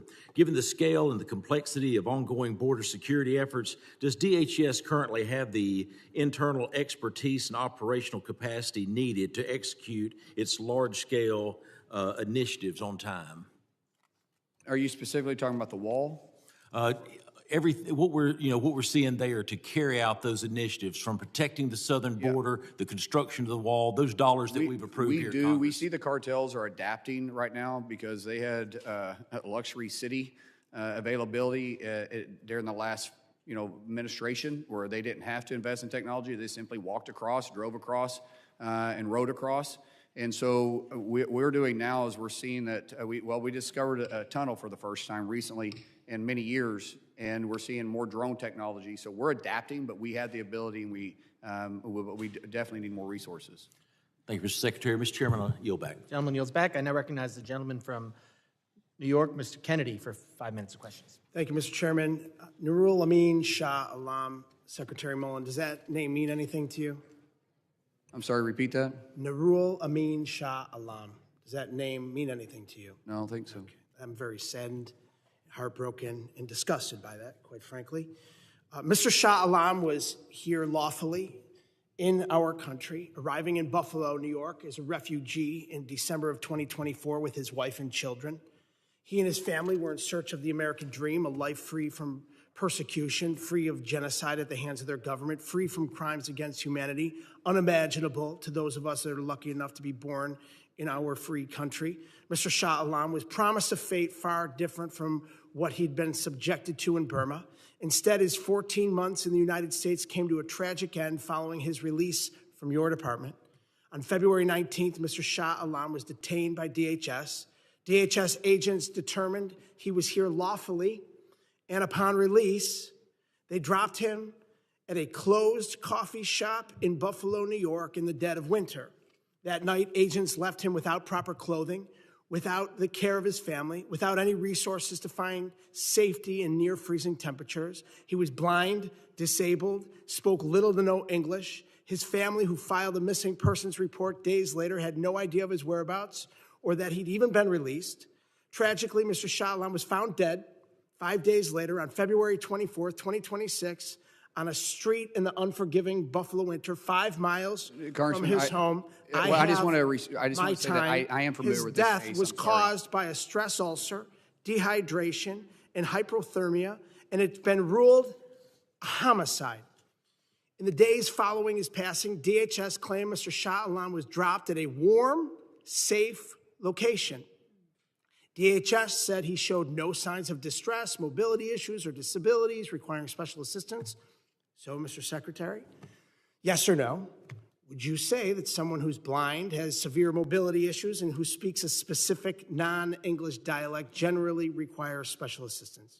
First of all, I need to correct my answer. I am familiar with this case. It is under investigation, and that's all I can say about it. And would you say that the back of a dark parking lot in a closed coffee shop on a winter night in Buffalo without proper clothing is a warm, safe location? It's under investigation, sir. The family of Nurul Amin Shah Alam, the Burmese community, the people of Buffalo, refugees in every community in our country, and every single American deserves answers from your department. I've sent multiple letters to your department, including the day after you were sworn in on March 24th, demanding that DHS open an investigation into this case. I've received nothing in return. I just told you twice, it's under investigation. Okay, so why wouldn't you explain that and answer very simply in some sort of public response to the American people over 2 months ago when this letter was written, and over 3 months ago when this man was found dead, and the last people that had any contact with him that we are aware of were your department. I apologize for not responding to you in 2 months. We want to really lean into that. In the past, I don't think this department underneath anyone's leadership has been real responsive to Congress. I have changed that. We are trying to be as responsive to anybody that calls me, reaches out to me. That's not acceptable, 2 months. I agree with that. But we could have easily told you it was been under investigation. So will you commit to providing my office and the people of this country with a timely response to my March 24th letter? I just answered the question for your letter. If you want me to put it in writing, I can put it in writing for you. We want it in Give me writing. a piece of paper, I'll put it down for you. Yeah, we want the American people to see what your department is doing. So this committee deserves answers. The people of this country deserve answers. Your predecessor, Kristi Noem, ran this department straight into the ground. Her conduct as secretary disgraced the brave career law enforcement officials who signed up to work at the Department of Homeland Security to protect their fellow citizens. Since you became secretary, what have you done to change the culture of your department and ensure the actions of all DHS officials are consistent with the Constitution and our values as Americans? Underneath the previous administration, they took the teeth out from our law enforcement DHS. My predecessor and myself were enforcing the law of the land, not turning a blind eye to it, and that's what Mayorkas did. He turned a blind eye to it. Your predecessor is no longer here. She disgraced this department, and it seems like you are following right in her footsteps. Under your leadership, that is DHS not true. Don't accuse me of something that's not true. Without food. Sir, you can say all you want, but don't accuse me of something that's not accurate. You can sit there and tell lies all day long, and all it is a lie. Gentleman's time. That's a flat-out lie, and you know it's a flat lie. That's a lie. Time. That is right. That's a lie. The gentleman's time is expired. You know that's a lie. That's a lie. You know it's a lie. Mr. Secretary, please, everyone. We will continue to do this hearing like we have done the ones in the past. I'm asking everyone, please, questions, answers. Do not attack each other's characters. That is something that is a violation of House rules. So, no attack on the Secretary's character. No. I did not attack his character, Mr. Chairman. I'm just saying the statement is for everyone. I simply stated facts about the department. What I'm saying right now is not a fact. You can't point to a single fact that's accurate. Mr. Chairman, I think the point is, if the witness is not addressing a question, but making a statement that's not a question, he shouldn't be allowed to ask. The point is, we've had these hearings before. This is not the first time we've had a secretary in front of us. Mm-hmm. Members know how we do things around here since I've become chairman. Mm-hmm. I'm trying to keep a lid on this. Members will ask questions. They know there are rules. You cannot attack other members. You cannot, questions can only be directed to me or the witnesses. Witnesses will answer the questions. When a member reclaims their time, the witness should give back that time. Nobody should be going after anyone's character. That is not how we do things. We will get back on track here. Again, questions answer, questions answer. This is not the first time. We are going to keep a lid on this hearing today. And when a member asks a question, they get to ask their question. The witness gets to answer it. They can't direct how the witness answers it. They can reclaim their time. They cannot tell the witness what to say. The witness is here and gets to answer the question that is asked. If the member does not like the answer and wants to get another question in before their time is expired, they can reclaim their time, and I will enforce that. But they can't be upset, and I don't want people talking over each other. That has been happening quite a lot today. So again, rules of decorum. Members will ask questions. Witnesses will answer the question. If the member doesn't like, if they want to get on to something else, they can reclaim their time.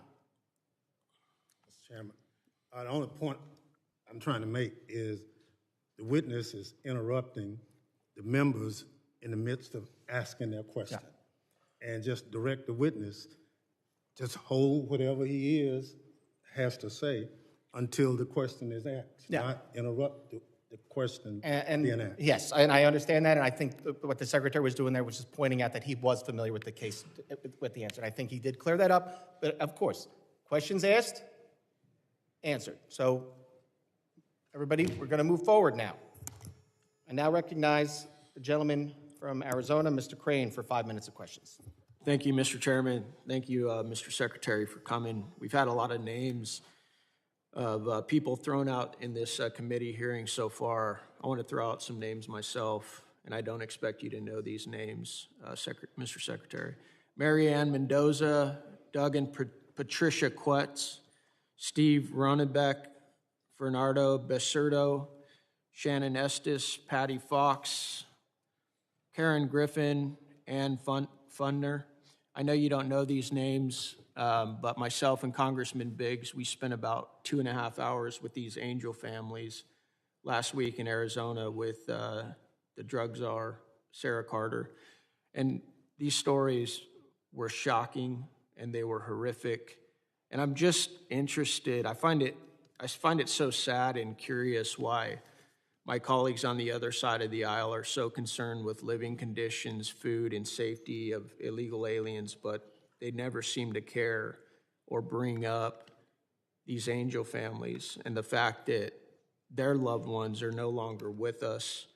They don't get to eat food anymore. Their living conditions don't matter anymore because they're gone. They're dead. And the saddest thing to me, Mr. Secretary, in talking to them, and this is what broke all of their hearts, was that in every single one of these cases, their family members should be alive, and it was completely avoidable. Mr. Secretary, do you find it interesting that in the past, Democrats have supported border security and barriers like Democrats like Obama, Clinton, Schumer voted for, in 2006, for the Secure Our Fence Act. They also supported enhanced barriers in 2013 immigration bills. Do you find it interesting that the Democrat Party has shifted away from helping protect the homeland? Unfortunately, what we continue to see is political theater because of the far left base is where they demand them to be.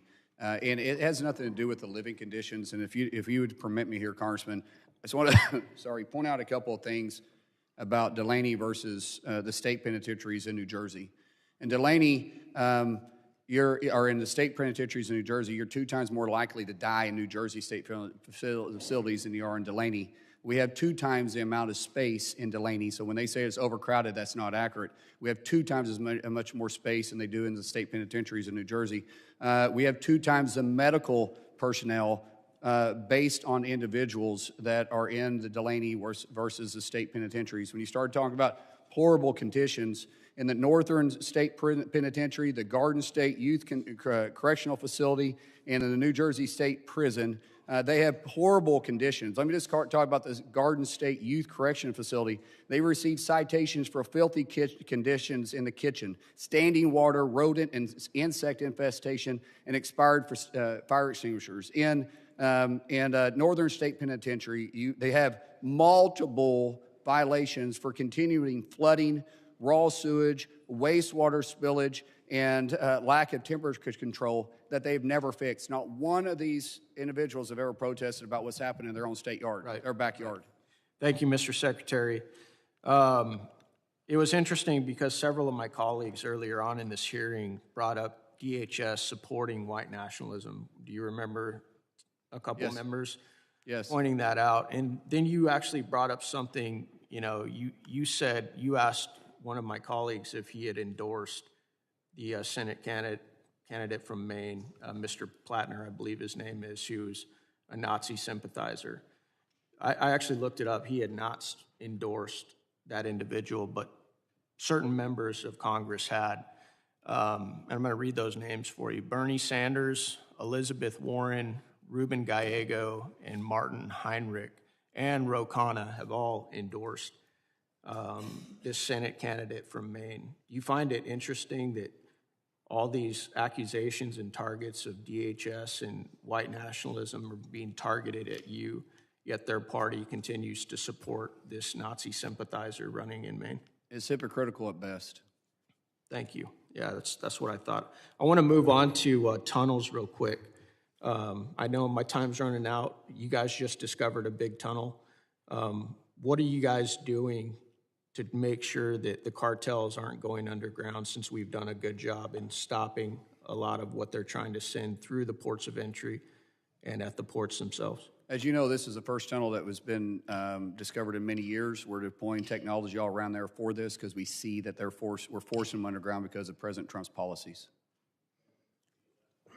Gentleman yields back. Now recognize the gentlelady from New Jersey, Ms. McIver, for 5 minutes of questions. Thank you, Mr. Chairman. I asked unanimous consent to enter the SOS letter signed by 300 plus detainees of Delaney Hall into record. Without objection. Thank you so much. Secretary Mullin, have you ever had a visit to Delaney Hall for an oversight visit? No, I have not. Thank you. The Department of Homeland Security was meant to safeguard the people, our homeland, and our values, with the legal obligation to observe the basic human right and due process for everyone on U.S. soil. We have seen former administrations support transparency and cooperate with congressional oversight. Unfortunately, Trump and his administration are doing the exact opposite. This is a humanitarian crisis happening in my district at Delaney Hall Detention Facility in Newark, New Jersey. We're talking about Newark, New Jersey, Delaney Hall Detention Center. Recently, more than 300 detainees sent an SOS letter about the torturous conditions they face inside. After that letter, detainees went on a hunger strike to protest spoiled, rotten food, lack of medical care, and violent and unsanitary conditions. I have spoken to these people. I have seen these conditions with my own eyes. Detainees and their families have told me that the food served inside Delaney Hall is green and rotten, even containing live worms. They report that shower walls are covered in black mold and that toilets are backed up in what can only be described as an overflowing sewage. They are not given adequate cleaning supplies, and they are told that they must use paper towels and their own toothbrushes sometimes to try to get the facility to a safe level of cleanliness. Detainees and their families also share horrific accounts of being dumped into solitary confinement cells after surgery for medical observation and remaining there for months without any actual medical care. There are three detainees currently right now at Delaney trapped in this medical isolation right now. Sometimes when I visit, no doctor is present. No doctor. When the doctor has been there, they have known almost nothing about their patient's care. There were pregnant women in there without getting any OBGYN care, that the doctor didn't even know where they go for outside services. Tragically, 2 pregnant women miscarried after their emergencies were dismissed as psychological frenzies by GO staff. Additionally, when they tell members of Congress about these conditions, when they participate in hunger strikes, when they try to seek help, they face retaliation in this facility and from ICE. Communication access is revoked, visitations are cut, and even worse, things happen to them. Instead of addressing these inhumane conditions and attempting to solve them, this administration has chosen to weaponize DHS to cover up the abuses. Thankfully, Secretary Mullin, you are here today to answer some of these questions that my colleagues have. The Department of Homeland Security issued official statements calling the hunger strike a complete fabrication, while quietly transferring 15 women from Delaney Hall to a facility in Louisiana soon after the hunger strike began. Along with other detainees, they were transferred. One of those women transferred is a victim of medical neglect who miscarried. I will continue to say his name as well. 41-year-old John Wilson Brutus. He died within 24 hours of entering in ICE custody at Delaney Hall, and ICE passed his death off as natural causes. And even as family members and civil rights groups practice their constitutional right to peacefully protest, federal agents tased, pepper sprayed, and put them arrest arrest. Inside Delaney, officers beat detainees in Unit 2A and 2B, pepper sprayed them, and proceeded to cut off their communication with family and their attorneys by placing them under lockdown. Secretary Mullin, Unit 2A and 2B. Hopefully you're taking notes. This department has doubled down on partisan showmanship as well, even threatening to stop the processing of international flights in cities like mine in Newark, because they don't like that Americans are protesting inhumane conditions and demanding oversight and accountability. This is not a matter of politics. The American people are concerned by what they hear and are unwilling to give their hard-earned tax dollars to what is happening. Lastly, Secretary Mullin, you talk about racism a lot in today's hearing. You know what's racist? Is the fact that every detainee in Delaney Hall is a person of color. The cruelty runs to the top of DHS, weaponizing the immigration system for your president and this administration racist grievances. With that, I yield back. Gentlelady yields back. I now recognize the gentleman from New York, Mr. Lolota, for 5 minutes of questions. Thank you, Chairman. Thank you, Mr. Secretary, for being here and for your leadership and all your hard work to help secure our awesome homeland. I know, Mr. Secretary, that your short tenure as Homeland Security Secretary, you fought hard to ensure our people have the resources they need to do their jobs. In light of the DHS shutdowns, you've properly advocated for our people, that they receive compensation for their hard work so they can keep our homeland safe, and I want to thank you for your efforts there. Along those lines, Mr. Secretary, I want to talk about the housing allowances afforded to our Coast Guard personnel. My Long Island district is home to several Coast Guard equities, including Sector Field Office Mauritius, Marine Safety Unit Quorum, 8th Navigation Team Mauritius, Station Eaton's Neck, Station Shinnecock, and Station Montauk. Several of those bases, Mr. Secretary, are in the Hamptons. This isn't a trick question, Mr. Secretary, but what comes to your mind when you think of the Hamptons? Hamptons? Yes, sir. Someplace Not a trick question. I can't afford. What is it? Someplace I can't afford. That's the right answer. Would you be surprised to hear, Mr. Secretary, that the housing allowance afforded to Coast Guard personnel stationed in the Hamptons is the same? The housing allowance there is the same in the Hamptons as the amount afforded to those who were stationed in more affordable, middle-class, blue-collar neighborhoods elsewhere on Long Island. Is that a surprise to you that those two allowances are the same? Well, yeah, it is, but it isn't, because we have talked to the Commandant about this. We're looking at doing a pay raise across the force by 7%. We're looking at the housing, too. The Commandant has made this an issue because, unfortunately, a lot of places where the Coast Guard has been for many, many years, it's a beautiful area, and communities have grown up around it, which has put a strain on housing. So we got to bring back Coast Guard housing to make it affordable. We're going to talk about Coast Guard housing in a few minutes, Mr. Secretary, and my staff is coming with a map in a moment. The disparity, the lack of Coast Guard personnel to afford to live in the areas they protect has caused many of them to live far away from their duty stations.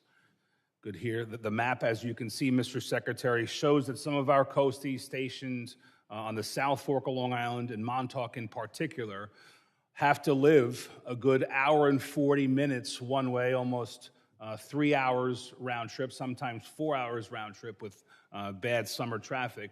They're in their cars 4 hours a day simply to live in a place that they can afford because they can't afford to live based on the current housing allowance structure where they're stationed. The impact, in my mind, Mr. Secretary, is twofold. First, their own quality of life. This is time spent away from their families. This is time on the roads. This is some folks showing up to work, a very important job, fatigued because they have to be in that car for 2 hours. Second, as it relates more directly to the mission, it's a harm to recruiting that I've heard in my couple of years of visiting these bases, that a lot of coasties don't want to take orders to some of these Coast Guard stations because they can't afford to live there. Their kids can't go to the local schools. They have to go far away. And the recruiting efforts are damaged. And when we don't get the best coasties on Long Island, the mission gets degraded. So my question, Mr. Secretary, is can you help us Long Islanders resolve this issue? We're working on it. President Trump has made it a mission to reinvest in the force focus for 2028. He's investing $24 billion into the Coast Guard. First president to do that in decades, to take an emphasis on there. The only way we're going to actually be able to fix it is we're going to have to build housing. It's going to be very difficult to fluctuate the Let me ask you about housing as my 1 minute time starts to wind down. Right now, there's a Coast Guard property. I don't expect that you know all the different Coast Guard properties throughout the nation. There's a Coast Guard property in my district at West Hampton Beach. It's not a small property. It includes 24 units, 2 single-family homes, an office, a workshop facility. It was initially built in 1977, but we're going to sell it. I don't oppose the premise of selling it. But the question I have relates to what we do with the funds afterwards. I've asked some folks in and around the government, what are we going to do with the money once we divest ourselves of this very valuable piece of property? And the answer I've gotten so far, Mr. Secretary, is they're just going to put it into a national fund and figure out what to do with those dollars nationally. I've presented, Mr. Secretary, a very regional, a very localized problem that has a lot to do with money. We're going to cash out on this property. I don't oppose the cashing out. My request to you, Mr. Secretary, is can you commit to, when we dispose of that property and get money for it, that we keep those dollars regionally so we don't exacerbate an existing problem? You've said that we need more housing. Let's reinvest those dollars more locally so we don't have complicated an existing problem. We'll look into that. I do understand the situation that we have here because it's very costly because of the environmental impacts we have in that area to develop it, because we're going to have to basically tear down those buildings and rebuild it. But I would think it only makes sense to reinvest in housing. Thank you, Mr. Secretary. Appreciate your leadership, sir. Gentleman yields back. I now recognize the gentlelady from Texas, Ms. Johnson, for 5 minutes of questions. Thank you, Mr. Chairman, Mr. Ranking Member, and Mr. Secretary. Thank you for being here today. DHS personnel carry enormous responsibilities every single day. TSA officers protect our transportation systems. FEMA personnel respond when communities are devastated by floods, hurricanes, and wildfires. Cybersecurity and counterterrorism professionals work around the clock to identify threats before Americans are harmed. These public servants should be empowered to focus on these missions, not forced to operate inside a department increasingly consumed by political agendas and headline-driven decision-making. Serious operational failures continue to mount at the Department of Homeland Security under this administration. We've seen individuals with lawful legal status being wrongfully detained or deported despite having authorization to remain in the United States. We've seen repeated allegations of detainees being denied adequate medical care and in some cases dying while in federal custody. Secretary Mullin, Americans are now looking to your leadership to determine whether this department can return to its mission it was originally created to fulfill.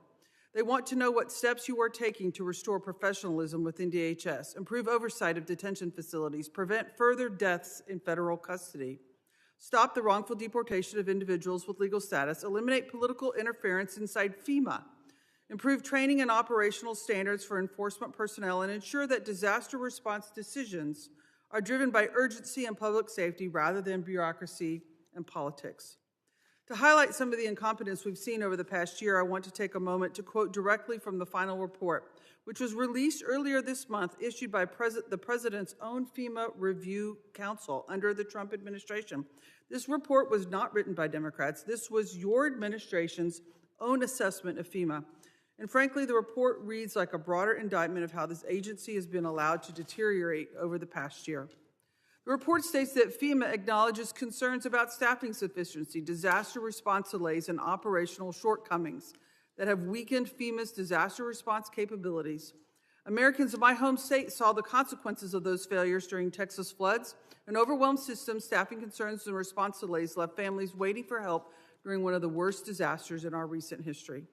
So frankly, I think you and this administration should spend less time turning DHS into a political messaging operation and more time focused on fixing these failures. And Mr. Secretary, I was sitting here listening to my colleagues, and I too have a line of questions about a gentleman in one of my constituents that died in DHS custody. And I too have letters written to DHS that have been unresponded to. This seems to be a pattern and practice. In fairness to you, a lot of it is from your predecessor. But we as members of Congress deserve timely responses to our inquiries when we have constituents that have had terrible outcomings with your agency. And I heard you say earlier that you're committed to do that. And I hope that's true for the letters that my office have sent you on multiple occasions relating to a death of Mr. Pakhtawali. He was a 41-year-old husband and father who was brought here on the Afghan evac program. He served alongside our men and women in military in Afghanistan and was brought here because his life was deemed in danger if he remained due to his service to our military men and women. And he was detained and dead 24 hours later. I think he and his family and this country and the Afghan community who've risked their lives to help our men and women in the military deserve an answer as to what happened. And I've sent multiple letters, and I'm here again. And I asked your predecessor if she would respond. She told me she would. She did not. Now I'm asking you, can you please get me a response to what happened to Mr. Pakhtawali in your custody? Yes. Because is it possible that we can get a copy of that letter just so we can find it? There was a lot of stuff that's been hard to find. Absolutely. And I don't think, I may be wrong, but I don't think we received that letter since I've been in office. I will be happy to resend it to you. Thank you. Because we have asked on multiple occasions, it's not normal for a 41-year-old to be detained, taking his kids to school, and to be dead in your custody 24 hours later. That's not a normal, natural course of events. And I think we all deserve an answer as to what happened and a comprehensive review. Because we've had, just in this one hearing, sir, 3 members of Congress have had 3 constituents die after being in DHS custody in a very relatively, for 24 hours or a few days or whatever. And this is part of the problem with why the American people are so frustrated, because these events happen that should not happen, and there's no accountability, and there's no transparency as to the cause and what happened, and no assurances that they're going to stop in the future. And I'm so sorry, I just ran out of time. I yield back. Gentlelady yields back. I now recognize the gentlelady from South Carolina, Ms. Biggs, for 5 minutes of questions. Thank you, Mr. Chairman, and thank you, Secretary Mullin, for being here today. In January of 2025, President Trump issued an executive order, number 14157, formally designating cartels and other transnational criminal organizations as foreign terrorist organizations and specially designated global terrorists. This was a consequential action and one that fundamentally reframes how the federal government must approach the threat these groups pose. These are sophisticated, violent, ideologically motivated organizations that control territory. They weaponize human beings and deliberately target the vulnerable and those on our borders only to advance operations inside the United States. The FTO designations created by Executive Order 14157 are legal tools with operational consequences, and I want to understand how DHS is using them. With that framing in mind, I want to ask you directly, how has the Department of Homeland Security used these new tools to protect Americans from terrorist cartels? And have these tools helped the department arrest cartel-linked criminals and seize their money and assets and break up their networks here in the United States? Thank you so much. Through CBP and HSTF and a partnership with the Mexican government, we've seen record amount of seizures, of drug seizures, money seizures, weapon seizures, and plus the arrest of these cartel leaders. They are highly sophisticated. They're highly organized too. Every single inch of our southern border and Mexico's northern border is controlled by 9 separate cartels. And they call them plazas. And they have plaza bosses in every single one of them. Majority of those plaza bosses, well, actually every single one of them, we know who they are. We're actually searching for them, we're actually arresting them, and we're constantly leaning in towards the threat. We've seen drug seizures go up and the availability of drugs in our cities go down. Fortunately, we've seen fentanyl deaths go down, but they're way, way too high. That's all the pressure that we continue to pour into it. That's because of President Trump's leadership and the war that we have waged against the cartels and the poisoning of our streets and our cities and the amount of criminal activity that's taken place. Every single order that the president has put in place has caused these cartels to squeeze. And because we took the human trafficking away, which was a multi-billion-dollar industry that was stood up underneath the Biden administration, has went away. They started pushing harder on the drugs. We saw the narco boats. We started attacking. We started attacking the trafficking lanes on our borders. Now we're seeing them go underground. We're putting in that technology, but we need more partnership. And I just recently returned from Mexico City, speaking with President Sheinbaum and her cabinet about the cooperation. And I will tell you, we've been impressed. They have been very cooperative, way more cooperative than the last administration, but they still believe in their sovereignty, and we have to respect that. Well, thank you so much for your efforts. I know there has been a lot done, but we still have a lot of work to do.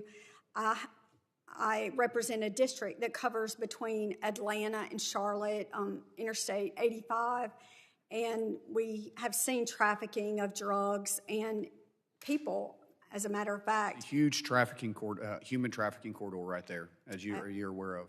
Absolutely, and we were in district this past week working, and I met with one of my constituents who just recently lost his wife to a fentanyl overdose, and people are still crying out, and it's still a huge problem, and we should have never gotten to this point. And thank you to your staff for all of their efforts in stopping this. Thank you so much. A staggering statistic I learned yesterday from Senator Haggerty was that they've had 41 deaths in Tennessee that is directly related to illegals in this country. That's part of the problem with the human trafficking. The drugs are a second problem. Every death that comes from illegal drugs coming in the country or from someone that was entered in this country illegally is one too many. It should never happen. Absolutely, and it's hard to sit here and hear about the negativity and pointing the finger at ICE agents when I can tell you over and over individuals in my district that have been impacted by illegals who've taken the lives of so many people, and it's unfortunate that we turn our head to that. Thank you. I yield back. Gentlelady yields back. I now recognize the gentleman from Puerto Rico, Mr. Hernandez, for 5 minutes of questions. Thank you, Mr. Chairman. Mr. Secretary, FEMA has failed Puerto Rico. We're 3 months away from the 9th anniversary of Hurricane Maria, and there's still over $24 billion left to disperse. According to a RAND report, at the current pace, the reconstruction projects won't be finished until 2051, basically after my newborn baby graduates from college and when he is probably graduating from grad school. This is not by accident, this is by design. There's an Inspector General report that says that inadequate technical assistance and guidance from FEMA is responsible for the slow disbursement of funds. The Trump administration is largely responsible for this failure. Kristi Noem made things a lot worse. She enacted a stupid, ridiculous, absurd policy that anything over $100,000 had to be signed off by her. That blocked over $2 billion for Puerto Rico. Secretary Mullin, I believe you rescinded that policy. Do you agree that it was a bad policy? People have different leadership styles. That's not my leadership style. I believe in empowering people. But it's a yes or no question. Do you agree it was a bad policy? It's not personal. It wasn't towards my us. decision. I'm just saying I just managed different. Well, you decided to rescind the policy, Well, right? if you hire different managers for different parts of the Okay, country, I think we agree it was a bad policy. Thank you. Would you support legislation to make sure that policy doesn't get reinstated?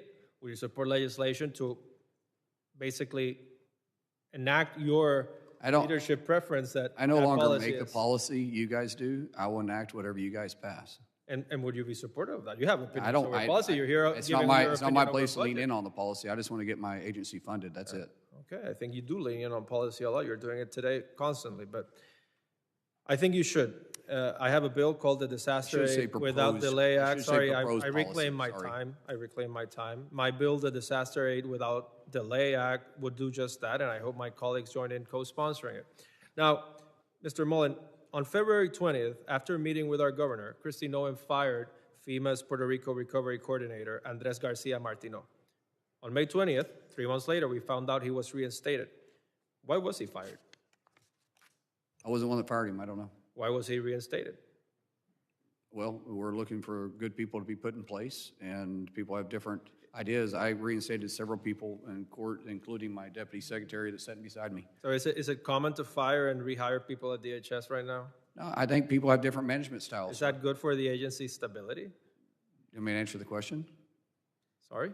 I mean, you asked me a question, I'm willing to Is answer that it. I don't good- want to talk over you. Okay. But Is it good for the office's stability to be firing and rehiring? we have different management styles. That's just common in any business or government. When you bring in different leadership, they have different management styles, and they look at things differently because they may reprioritize their roles. Okay. And that's what we did. Since I'm running out of time, Mr. Mullin, are you familiar with Core 3? Did you say Core 3? Yes. I don't know if I am or not, sir. Okay, it's a central office for recovery, reconstruction, and Oh, yes. resiliency that manages FEMA funds for Puerto Rico, the largest amount in history. So a month ago, Core 3 announced that FEMA approved an extension for the period of performance for almost 600 disaster reconstruction projects in Puerto Rico. Are you familiar with the term period I am. of performance? I Yeah. am. So do you support a blanket extension of the completion deadline for all projects in Puerto Rico until 2035? I don't, and unfortunately, sir, I've got a great relationship with your governor there. I think she's absolutely wonderful. And she's proposed that. Yeah, and it's something that I think we and should it's- all support. Yes, and we have talked multiple times. Unfortunately, we found with rebuilding this grid in the first go-around, and including through the Biden administration, is a lot of the funds that we were awarded through FEMA just wasn't getting to where they need to go, and why the millions of dollars have been spent, you couldn't see the progression like you would here inside the states. So would we you had to say- stop and say, listen, there must be fraud going on, or they're incapable of doing it themselves. And let me reclaim my time, and I appreciate that answer. It's the government of Puerto Rico who's been administering these funds during the past 9 years since the hurricane happened. So would you say that this fraud is occurring under those governments of Puerto Rico? No, I'm not saying that. I'm saying that we're putting in safeguards. We're relooking at the program to make sure that it is used for its intended purpose and not have the broad abuse that it could take place the way it was written But before. then do you have a lot of proof of abuse? Sorry? Do you have proof of the abuse? Well, we're still looking into that. Yeah, because According we to the don't last want to, we don't want administration. to, I'm sorry, but I'm running out of time. We don't want to wait more. We've waited too long. At the current pace, you're going to make us wait until 2051. Your agency is responsible for this problem. Your agency is responsible for fixing Not this responsible problem. for the failed system, sir. And- the failed system of And Puerto Rico was abused your for agency many should do years. more to make sure the reconstruction of Puerto Rico is finished in a timely manner. Thank you, and I'm out of time. Gentleman yields back. I now recognize the gentleman from Colorado, Mr. Evans, for 5 minutes of questions. Thank you, Chairman, Ranking Member, and of course to the Secretary for coming today. And thanks to the new administration and Republicans in Congress, the border is secure and our homeland safer. Unfortunately, in places like Colorado, sanctuary states and sanctuary cities and their soft on crime policies are continuing to endanger communities. In Colorado and Denver today, homicides in Denver are up 50% compared to this time last year. Colorado's got 2% of the nation's population, but 10% of the human trafficking in Colorado. And we're one of only a handful of states in the country where overdose death rates are going back up again. And so, Mr. Secretary, we know who's responsible for a lot of that. It's the cartels, the foreign terrorist organizations, the organized criminal enterprises. And that's why I support policies to identify and dismantle these organizations that are bringing death and poison into our communities. And so my question to you is, Mr. Secretary, you mentioned it earlier, deporting the worst of the worst. How are you prioritizing immigration enforcement resources on these terrorists, criminals, drug dealers, gangbangers, and how are sanctuary policies impeding your efforts? Sir, there's a couple answers in this one. First of all, the 287G program, where we partner with local law enforcement and state law enforcement, really helps put the pressure on these illegals. It's where we reimburse a local community, the state, for equipment, for hours that they put in to help go after the worst of the worst. We don't see that cooperation in throughout Colorado because of Governor Polis's policies. And we also have a huge issue with the lax banking policies in the state banking system with the drug trafficking. It creates a safe haven for money laundering to take place throughout Colorado, and we see some of the worst places in Denver. When you do that, you encourage that kind of behavior. When you become a sanctuary city, you don't just become a sanctuary city where you're housing criminals, but that criminal activity pushes out from that state into surrounding states and surrounding areas, and you attract more of that criminal activity because the individuals feel like they're safe in there. They don't have to worry about local law enforcement looking at them because they're a sanctuary city. They know they'll be pulled over and be released. Even when we ask for retainer on some of these individuals that have serious criminal backgrounds, they release them constantly. And I know it's not the state police or the local law enforcement. They want to do their job. It's the local officials and your governor that's handcuffing them from being able to enforce the rule of law. Thank you, Mr. Secretary. I wish we could have 287G programs in Colorado, but ruling Democrats explicitly outlawed those. We've talked before. You know, I was a cop in the Denver metro area for a little bit over a decade. Sergeant, lieutenant, so not only was my responsibility to get the bad guys, but it was to preserve those professional standards within the agency and make sure we're following the law. And so during your confirmation, I was very pleased to hear you say that under how you run the department, that ICE would need judicial warrants unless there were some of the exceptions, but they would need judicial warrants to go into homes to make arrests the same way I needed when I was a cop. Can you just talk very briefly about how you're implementing that requirement in the department? Yes, if we're going to be entering a business or a house and we're not in pursuit currently after the individual, we want a judicial warrant to go in there. There's two things that happens, right? It covers the officer that's walking in the door just in case something takes place. It also assures us that we have the authority to do so what is deemed necessary to get the fugitive we're after. So we want to make sure we have cover, but there is exceptions. The administrative warrant can be administrated if the individual is avoiding us by running through places of business, running into an apartment complex, going through a door. We feel like they're a danger. We've got to enter in there. We don't have time to stop. If we're going to knock on your door at 3 o'clock in the morning, though, we'll have a judicial warrant. Glad to hear it. There's Supreme Court approved exceptions to the judicial warrant. You got to learn them in police academy. It sounds like that's exactly what you're referring to.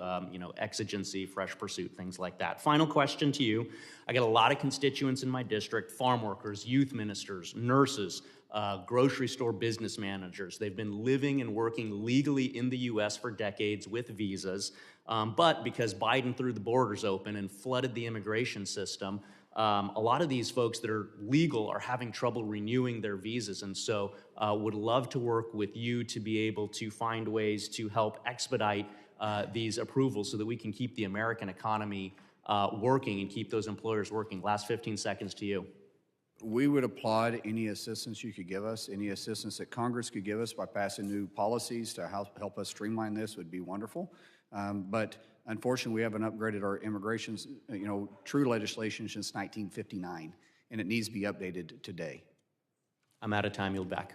Gentleman yields back. I now recognize the gentlelady from New Jersey, Ms. Poe, for 5 minutes of questions. Thank you, Mr. Chairman, and thank you, Secretary Mullin, for being here. Let me just begin real quickly by following up on something that you've recently stated. Recently, it was indicated that you had threatened to have your department pull custom agents from Newark Liberty Airport, among other airports. The idea that thousands of international travelers arriving in the United States for the World Cup could be turned around at the airport is not only obscured, but reckless and dangerous. That is why a broad coalition of industry groups, including the Chamber of Commerce, the U.S. Travel Association, and the Airlines for America are strongly opposing your plan, noting that it will cause chaos for travelers, fights, and our economy, while also posing safety risk. Today, Mr. Secretary, would you commit to not pulling any custom officers at Newark International Airport? Ma'am, first of all, I want to thank you. You've been sitting in front of me this whole time, and your demeanor has been very polite, and I do appreciate that. That speaks a lot about someone. My whole purpose of having to flex with personnel was because prior to the Governor Sherrill allowing the state police and local police to respond, they were saying they didn't have the resources.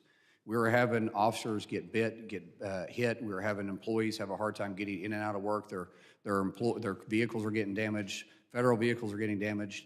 And what we have to do is prioritize our resources. So as long as they're still cooperating, which they are, and it worked out great when the state police showed up and local police showed up and started taking control of their streets, we can secure our building. But when we got to make ways for our employees to get in and out of work because their vehicles are getting damaged, they're getting threatened, we have to prioritize our Secretary, staff. I'm so sorry. I know. I'm just trying to answer your question. No, I appreciate it. It sounds to me like you're agreeing that you will not be pulling any of the officers from the Newark International Airport, so long as the two entities are able to work, and it appears as though that there is cooperation being As long as the cooperation continues, Very yes, well. ma'am, that Thank is you correct. so very much. I just want to, I'm not trying to be rude. No, you're I just good. want to make sure that I get an opportunity to ask the other questions. As you know, last week I conducted a visit to Delaney Hall. This was an oversight of a rogue facility that should, in my opinion, be shut down. What I witnessed was shocking. Delaney Hall cannot provide the basic need of human beings being held there. It is a stain on New Jersey and on our country. Detainees are being given moldy bread and lunch meat. In fact, while I was there, that was clearly shown to me where there was actual mold on the lunch meat. Those are the kind of food that they are being served, food with worms and absolutely filthy water. They are not receiving adequate medical care. Let me just ask, Mr. Secretary, when the New Jersey Department of Health arrived to examine conditions, they were initially turned away. They were later allowed to enter only into the kitchen and nowhere else. Not any of the medical bays, not the sleeping areas, not bathrooms, nothing. That was absolutely inappropriate, and it's a disgrace that they were not allowed. New Jersey continues to push for full access, but ICE and the GEO, please tell me otherwise, groups have refused. Can you commit to granting New Jersey Department of Health full access? Can we get your cooperation to the facility to ensure basic sanitary conditions that are being met? We allow them to enter the facility and inspect the areas that they are contracted and legally able to inspect. Not all the, because it is a federal location, not all state inspectors have access to it. There is federal inspectors. But let me point out that not one single fine this year has been given to Delaney, yet in your own state penitentiaries, they have over 8,000 complaints because of medical conditions, because of sleeping conditions, because of facility conditions that's filed annually with the state penitentiary. We don't even touch that. There's been 333 in Delaney I would say we probably need to spend as much time looking at their state penitentiaries as to do Delaney, but Mr. Delaney's a political Secretary. topic. It's Yeah. not. It's no, not. No, I don't want to make it a political. It We're is. talking about. We're not talking about individuals that have had their due process and were sentenced to go to jail in a correction facility. We're talking about people who are detained, have yet not to be proven, given the opportunity for due process in order for them to be granted one decision or the other. Very, very different situation that we're talking about here. Thank you, Mr. Secretary. Chairman, I yield back. Gentlelady yields back, and I recognize the gentleman from North Carolina. Thank you, Mr. Secretary. Just a point of reference, I believe it was President Obama who opened up an ICE facility at Delaney Hall, so your point is well taken. That is This is correct. strictly political. It's strictly political, and I think that your agency is doing quite well when one of my Democrat colleagues just complained that an illegal immigrant subject to deportation had a legitimate complaint that he was not being served ethnic food. That was stated just across the aisle to you, that we need to provide a menu service for their ethnic food before they are deported. I find it just staggering. And what's most staggering about this, Mr. Secretary, is that unchecked mass migration obviously transforms our country for the worse. We saw that over the last 5 to 6 years, the Biden open border. It was felt in every pillar, every corner of our country, but it remains integral to the Democrats and their policies. They're still defending it, they're still promoting it, they're still fighting for it. And when you look at the effects of it, it's very obvious that mass migration robs Americans of a whole lot, of the American dream, of public safety, of good schools, of affordable health care. Mass migration will transform this country for the worse, yet they still defend it. And from where I sit, sir, I don't know why they continue to defend it, but there's really only 3 reasons that someone would defend mass migration. The first, big business wants cheap labor. The second, nefarious political motivations, starting with congressional apportionment and then with the mass amnesty voting bloc. And then second, some type of twisted ideology that Americans owe the world free health care, free schooling, free housing on our soil. And I find every one of those justifications disqualifying. Thank you for your partnership in trying to get this problem under control. And I want to give you a chance to respond to some of the unbelievably slanderous accusations that you have been the recipient of at this hearing. First, that those who are resisting you in New Jersey and elsewhere in sanctuary jurisdictions, that they are peaceful protests. Your response? That's absolutely not accurate. And I think when the state police showed up with their riot unit, by the way, phenomenal group of guys, real professionals, they recognized really quick that these weren't peaceful protesters, and they took action because of it. In fact, the next day they showed up with a bus to start arresting the individuals. And when we saw them respond, with the cooperation with local government, we got the rioting, not protesting, we got the rioting under control. Yep, this is criminal activity, it's organized, and it's funded by far-left agitators, isn't that correct? We saw sorry, my guys. We saw Antifa flags being flown. We were doing facial recognition out there. We saw individuals coming in from Portland that had organized those riots. And we were in the process of tracing down the funding, which was funding this rioting, not protesting, rioting. It's criminal. Secondly, one of the most disgusting but common accusations is that your agency exercises white supremacy. I'm a former federal prosecutor. I know that Border Patrol is a majority-minority workforce. The agents for Border Patrol are a majority-minority, heavily occupied by Hispanic Americans, patriots. To say that they are white supremacists is disgusting, it's a lie, and it's a politically motivated attack. Same thing with ICE officers. Vastly overpopulated with minorities as opposed to the general population. Your response? Unfortunately, what we see is when the left can't argue actual factual points, they just move to racism, and and it's reckless and demeaning to all of our federal employees throughout DHS. And we have to stop it because it feeds into this narrative that you hear chanted all the time in these riots, not protest.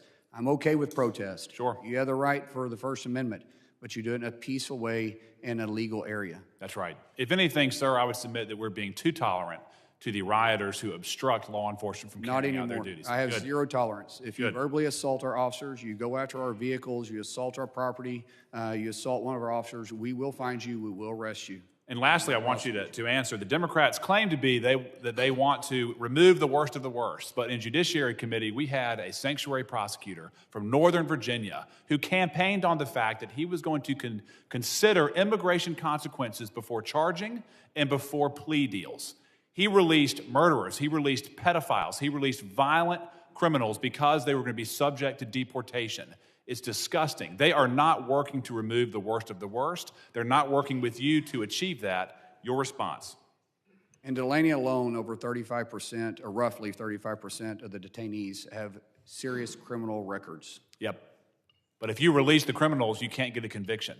That's right. It's a nefarious circle. That's right. There's a lot more to talk about. Thank you for your time, sir, and we're ready to help you in any way that we can. Thank you. I yield back. Gentleman yields back. Thank you very much. And I now recognize the gentleman from Virginia, Mr. Walkinshaw, for 5 minutes of questions. Thank you, Mr. Chairman. Mr. Secretary, do you recognize this? Actually, no, I don't. Okay. You stated that you have a different management style than Secretary Noem. And when you started, there were reports saying that DHS staff hoped that you could be the knight in shining armor to repair the agency's reputation, which was damaged by your predecessor. You mentioned earlier shutdowns and the impact that shutdowns have had on DHS. There's no question that's true. One of the things that the 2025 shutdown did not impact or slow down at DHS was the purchase of luxury jets. Your predecessor purchased 2 Gulfstream G700s, and then later, I think, a Boeing 737 MAX that they termed the big, beautiful airplane during the shutdown, while DHS staff were not getting paid. The Gulfstreams had special paint and cabin enhancements, the largest cabin of any Gulfstream. This is the top-of-the-line Gulfstream.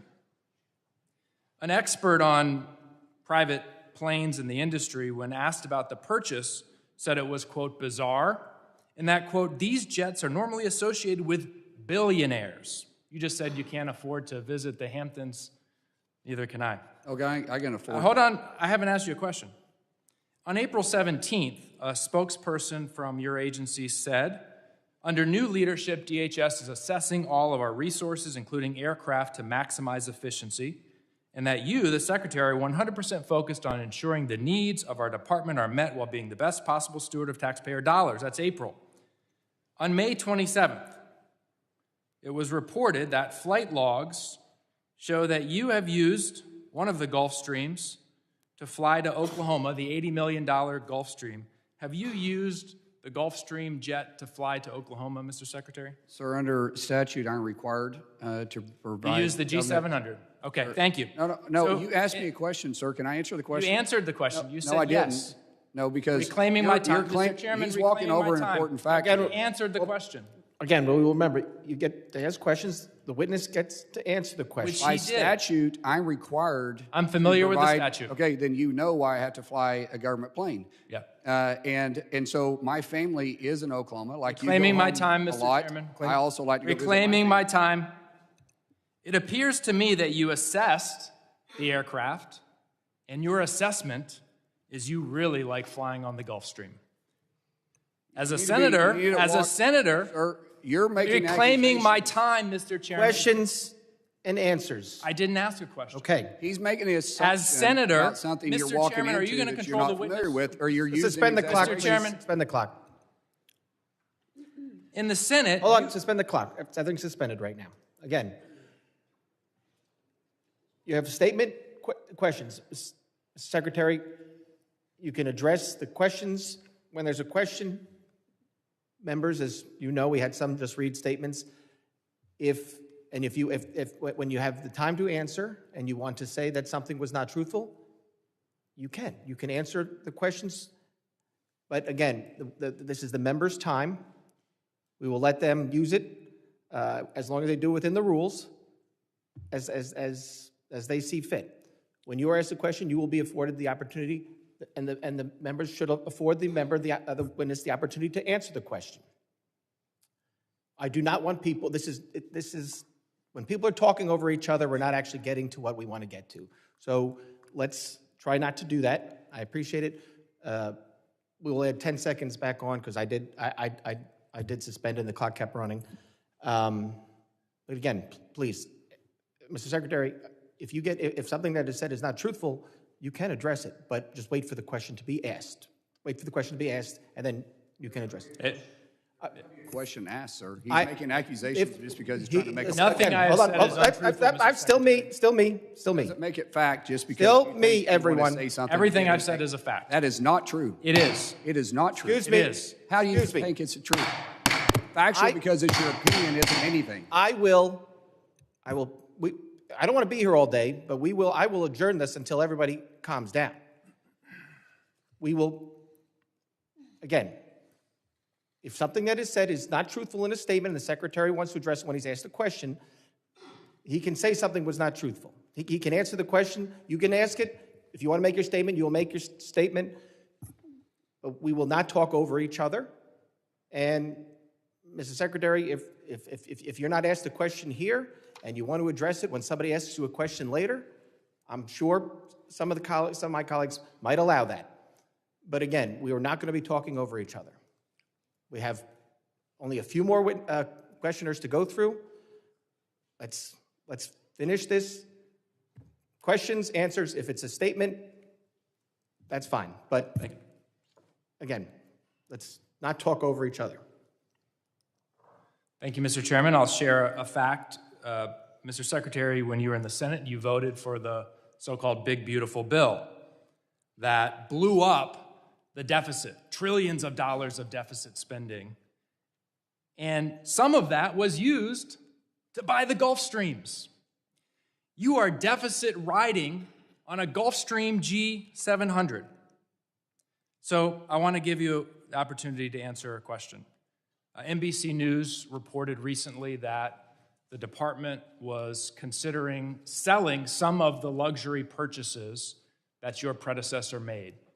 And as you well know, I think, or certainly your deputy knows, there are other jets that could meet the needs of the secretary. There's a Gulfstream G280. I don't know whether that would meet your standards. Only $25 million, not $80 million. You have aircraft in the Coast Guard fleet. Folks who work for you are flying MH-65, a helicopter. They've been flying it since 1984. But Secretary Noem and you need a brand new, shiny Gulfstream G700. So my question for you is, will you commit today to sell the Gulfstreams, sell the big, beautiful plane, the 737 MAX, and put that money maybe into helping Mr. Lalota's constituents who can barely get by on their housing allowance? Actually, those planes are inside the Coast Guard, so they were actually purchased for the Coast Guard. Will you sell the planes? Why do I need to sell them, sir? We need assets inside the Coast Guard, just like the DHS. So you want to keep the Gulfstream, you want to keep the 737 MAX. You got to have top of the line. 737 MAX is actually detailed to the executive branch, Yeah. and I've never seen it. Oh, actually, I've seen it. I drove by it. I've never. Have you flown the Gulfstream to Oklahoma? Of course, I have. I'm required to. All right. I yield back. Well, actually, I don't fly it personally myself because I'm not a pilot. Gentleman yields back. I now recognize the gentleman from California, Mr. Fong, for 5 minutes of questions. Thank you, Mr. Speaker. Thank you, Mr. Secretary. I want to congratulate you on your appointment. You're the right man for the job, and I look forward to working with you. I know, as someone who represents Bakersfield, you have a personal relationship traveling with your son for medical treatment. So we just appreciate just you acknowledging, our region. I want to give you some time to address any questions that you felt you didn't get to answer. Well, I think what is failed to mention is because of the continuity that I'm required to be in communication 24/7, 365 days a week, I cannot fly commercial. I'm required by statute, the same as the Department of War, same thing as the Department of Justice, same thing as the Vice President and the President. We have to be in communication at all times. So if I'm going to go see my family, which my family lives in Oklahoma, I'm required to take that. If I had other means, I'd be happy to take it. But just like I did when I was in the Senate, I flew back and forth every weekend. Thank you. I want to as a Californian, we certainly are concerned about the planning for the World Cup as well as the LA Olympics in 2028, heightened threat environment.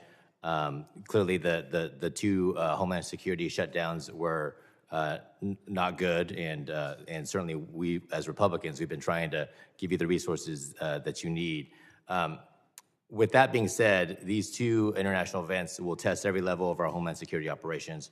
You know, as the Secretary now, what are the top vulnerabilities that keep you up at night, and what resources do you need to address these challenges? The biggest concern I have is honestly with drone defense. Our countermeasures with drones is I wouldn't say a vulnerability, but it is one of the areas that we are struggling with every single day. When we start talking about the soft areas, having great cooperation with local law enforcement is vitally important to us. Soft areas are areas outside of our perimeter, leading up to the perimeter. And we rely heavily on that. We've asked for some governments or some, states to help with National Guard. They could use it for a training event if they wanted to in some of these weekends. We have a lot of these cities are going to be doing every other day. We'll have an event at their facility for weeks on end. It puts a strain on everybody, and just the more police presence we have out there, the better we'll be. Thank you. Congressman, can I address one more thing too? Yes. By statute, I'm also required to have a number of seats, a set number of seats that's on the plane with me when I travel because of the continuity aspect of it, the resources plus Secret Service has to fly with me. So I can't simply jump into a smaller plane. I didn't make these rules. These rules were in place when I was nominated and confirmed to be in this seat. Your role as the head of Department of Homeland Security is extremely vital. I totally understand. You had mentioned earlier in I think another question that because of the shutdowns, we've missed milestones in the planning of the Olympics and the World Cup. I wonder if you could go into a little bit more specifics in terms of how you and your department are trying to catch up. Sorry, we had to start prioritizing when we came back alive. After 76 days of being shut down is what I say. When we came back alive, we started to prioritize what we can put efforts to, because during the shutdown, we weren't able, because we didn't have the employees and we didn't have the department to be able to start issuing these FEMA grants that we need to run with all the host cities for the Olympics and also FIFA. So when we came back alive, we had to start really focusing on FIFA because we were behind and those agencies were hurting for finances. We had to put all efforts into it. Now, we're caught up. Well, we're not totally caught up, Troy, but we're close to being caught up. And as soon as FIFA is over, which is the 19th of July, is that correct, sir? I think it's the 19th of July or the 18th, one of the two of July, we will be able to start focusing on Olympics again. Just let me add too. We in the last 3 weeks since Secretary has taken over, we've released $6 billion in FEMA, and a big part of that to get back out to the states because we were pent up with these shutdowns. And I'll also just add to this is that one of the hardest part is what we've had to piece together, the big beautiful bill money and the appropriations. Something we really haven't talked a whole lot about today is FY27 and what we're doing here today. So, I think at some point, I would just say, big things that are out there. They talked about the TSA passenger fee. That was something that every year in the president's budget, we put that forward and we asked for you guys to give that to us to make the investments in TSA. Same thing this year. We hope that you guys would help us out. We'd really be able to use that money for the technology to help screen for this big event for FIFA. I appreciate that. I run out of time, but thank you for your questions. So we should focus on the topic of the committee hearing. And with that, I yield back. Gentleman yields back. I now recognize the gentlelady from New Jersey, Ms. Mejia, for 5 minutes. Thank you, Chairman. Thank you, Ranking Member Thompson. Secretary Mullin, you called our complaints about facilities like Delaney Hall a hoax and have stated that detainees receive health care, 3 meals a day, due process, But I will say that from dozens of conversations, like my colleagues Poe and MacGyver, that I have personally had with detainees and what I have witnessed at Delaney Hall and at the Elizabeth Detention Center, I can say that I am horrified about the conditions that I am seeing, that I have witnessed in these facilities. The most shocking, to be honest, is what I would describe as medical abuse. I will say that I met detainees who complained about weaponized poor sanitation, spoiled food, specifically lack of medical care, and as it is related to their medication, a level of abuse that frankly is putting immigrants' lives and detainees' lives at risk. I will share that I interviewed teenagers, pregnant mothers, the elderly, vulnerable people with chronic conditions, and here's what I heard. I met detainees who were given critical medications sporadically: insulin, metformin, diabetes medication, other diabetes medication, high blood pressure medication, cholesterol medication, thyroid medication, hormonal medication, all medication that, if given sporadically, can in fact harm an individual's lives. I met detainees who not only were given their medications sporadically or had their dosages lowered without consultation of their doctors, but I met detainees who were not even made aware of what medication they were given, just handed a bunch of pills and not told what had changed and whether or not any additions had been made. I also met detainees with chronic health conditions that were not being treated at all, or if they were being treated, insufficiently. So, sir, I'm going to make it easy. I would like to ask you a few yes or no questions since we're short on time. Again, questions.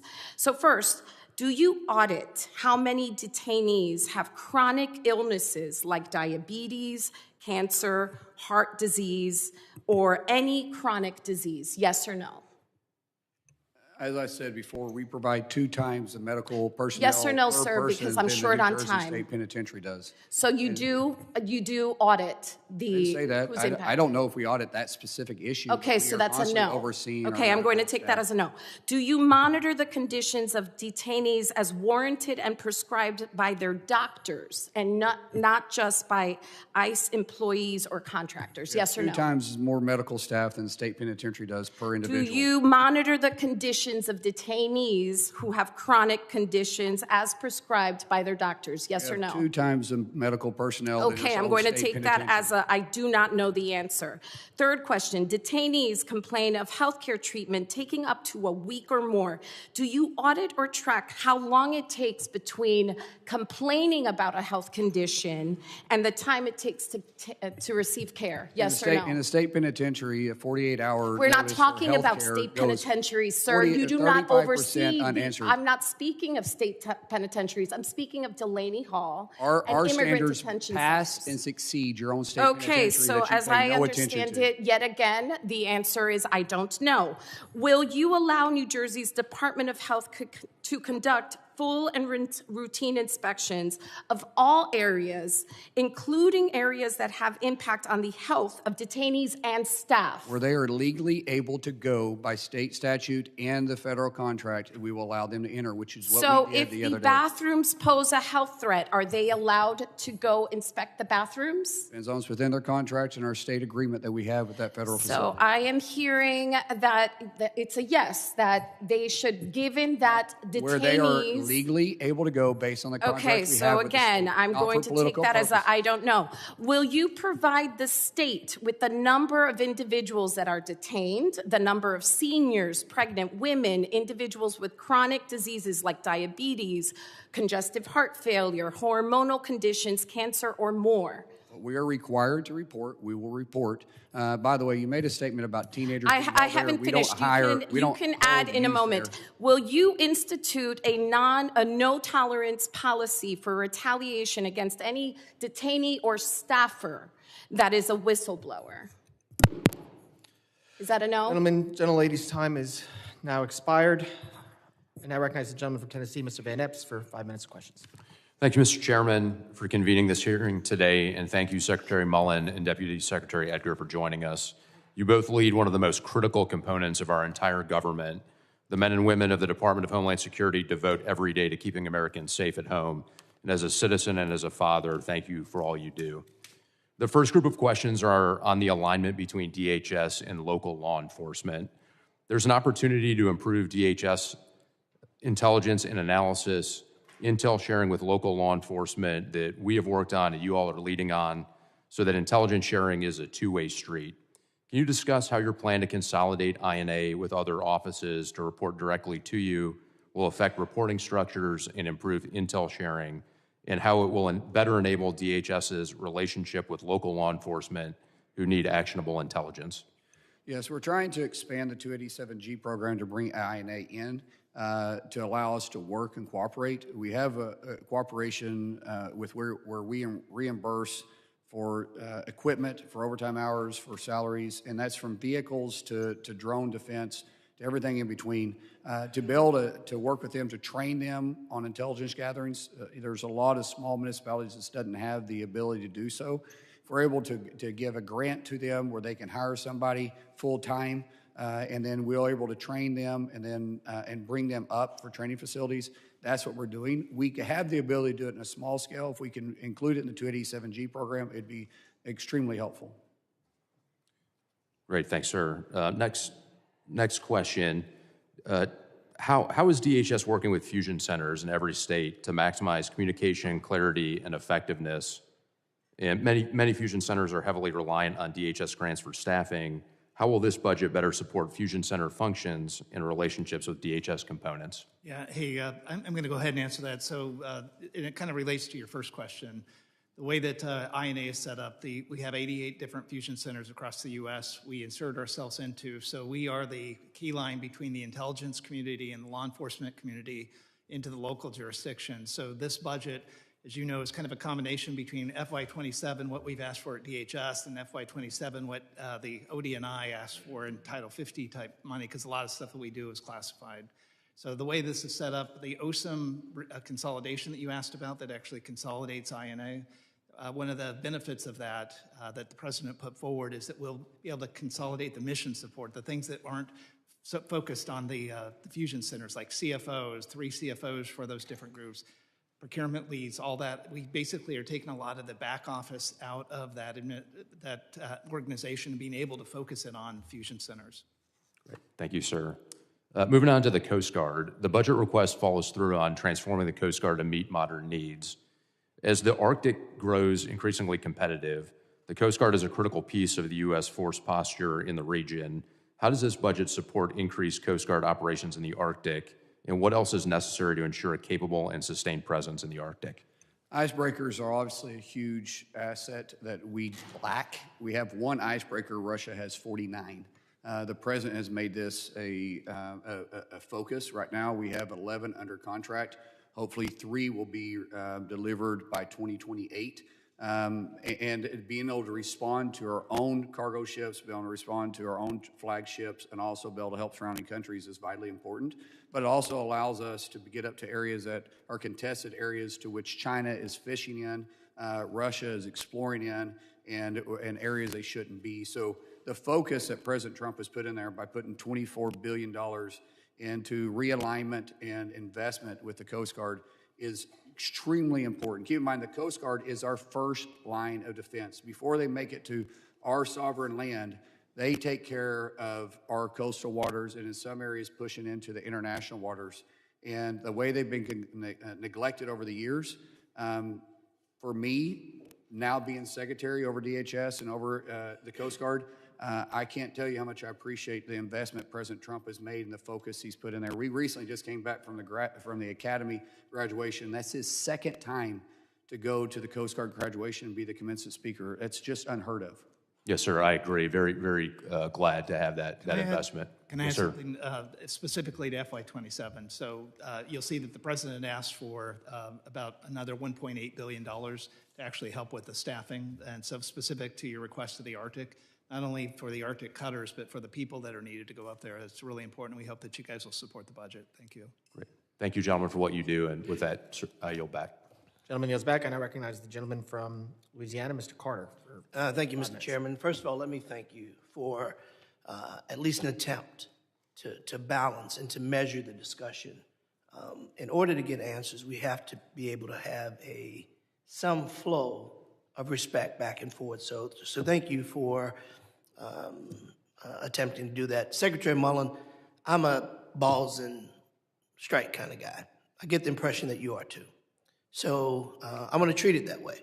And my line of questioning will be, I'll assume that you're going to tell the truth and you're going to do the right thing, as I'm going to be honest in my questions and try to return the favor. Let me start by thanking your organization for approving critical projects in my district that have been stalled for nearly a year, including flood mitigation projects in St. Bernard Parish and New Orleans. These types of mitigation projects are critical to communities in my district of South Louisiana, where we can still see destruction caused by Hurricane Katrina. Over 20 years later, the storms and the costliest natural disaster in U.S. history, claiming over 1,800 lives. FEMA's partnership and resources have been the backbone of Louisiana's rebuilding efforts. While the states have closed over 99% of the 2,000 recovery projects, we still need help. We have projects that are still waiting for resources. Mr. Secretary, the City of New Orleans and the Joint Infrastructure Recovery Program, JIRR, is a comprehensive FEMA-funded initiative to repair some 10,000 blocks of streets, drainage systems damaged by historic floods and storms. Will you please consider a time extension for these projects through 2028 to ensure that they can be completed responsibly? It's been just dragging along. I'll definitely look into it, sir. And any effort that you can will be greatly appreciated. Additionally, the state of Louisiana submitted time extensions and I'll get back to you on that too, what we come up with. Okay. And what is the holdup and why, if we do or if we don't, what the reason is. Fair enough.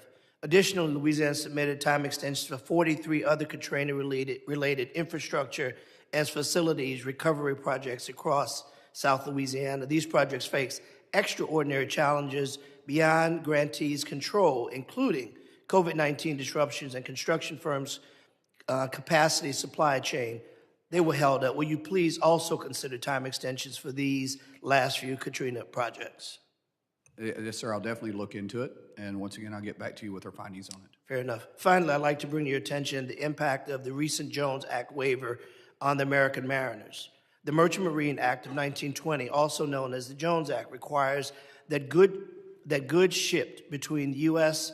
and ports to be transported on vessels are American-built, American-owned, crewed by Americans, ensuring a strong domestic merchant marine fleet ready to transport national defense and economic security. The current waiver, initially issued in March and subsequently extended in August, has resulted in the loss of millions of dollars to our domestic maritime industry, with work instead going to foreign flagged vessels that undercut cheaper labor. Approximately 95% completed waiver voyages primarily benefit maritime operators that do not pay U.S. taxes or comply with the U.S. immigration laws. If there's time, if there's a way, can you assist with advancing issues to address these? We just recently has opened up a new shipyard, I think in Corpus Christi. Is that correct? In Galveston, I'm sorry. And what we've seen, sir, I haven't seen the millions of dollars lost, because we're seeing that there was a huge backlog of product needing to move to the inland waters, and we didn't have the flagships, the vessels, and the crews to be able to get to them. And so right now, until we can get the ships built that can be flagged inside the United States, and we don't want to do any harm. The Jones Act, I have no issue with the Jones Act. Okay, with no disrespect, I have 43 seconds, and I think you've answered me, and I appreciate that. And notwithstanding, we can get into the particulars of if it was $1 million, it was 10 million, whatever. The reality is we need to make sure, and I think you'll agree, that we protect our American vessels to make sure that they're correct, and Jones Act is a way of doing that.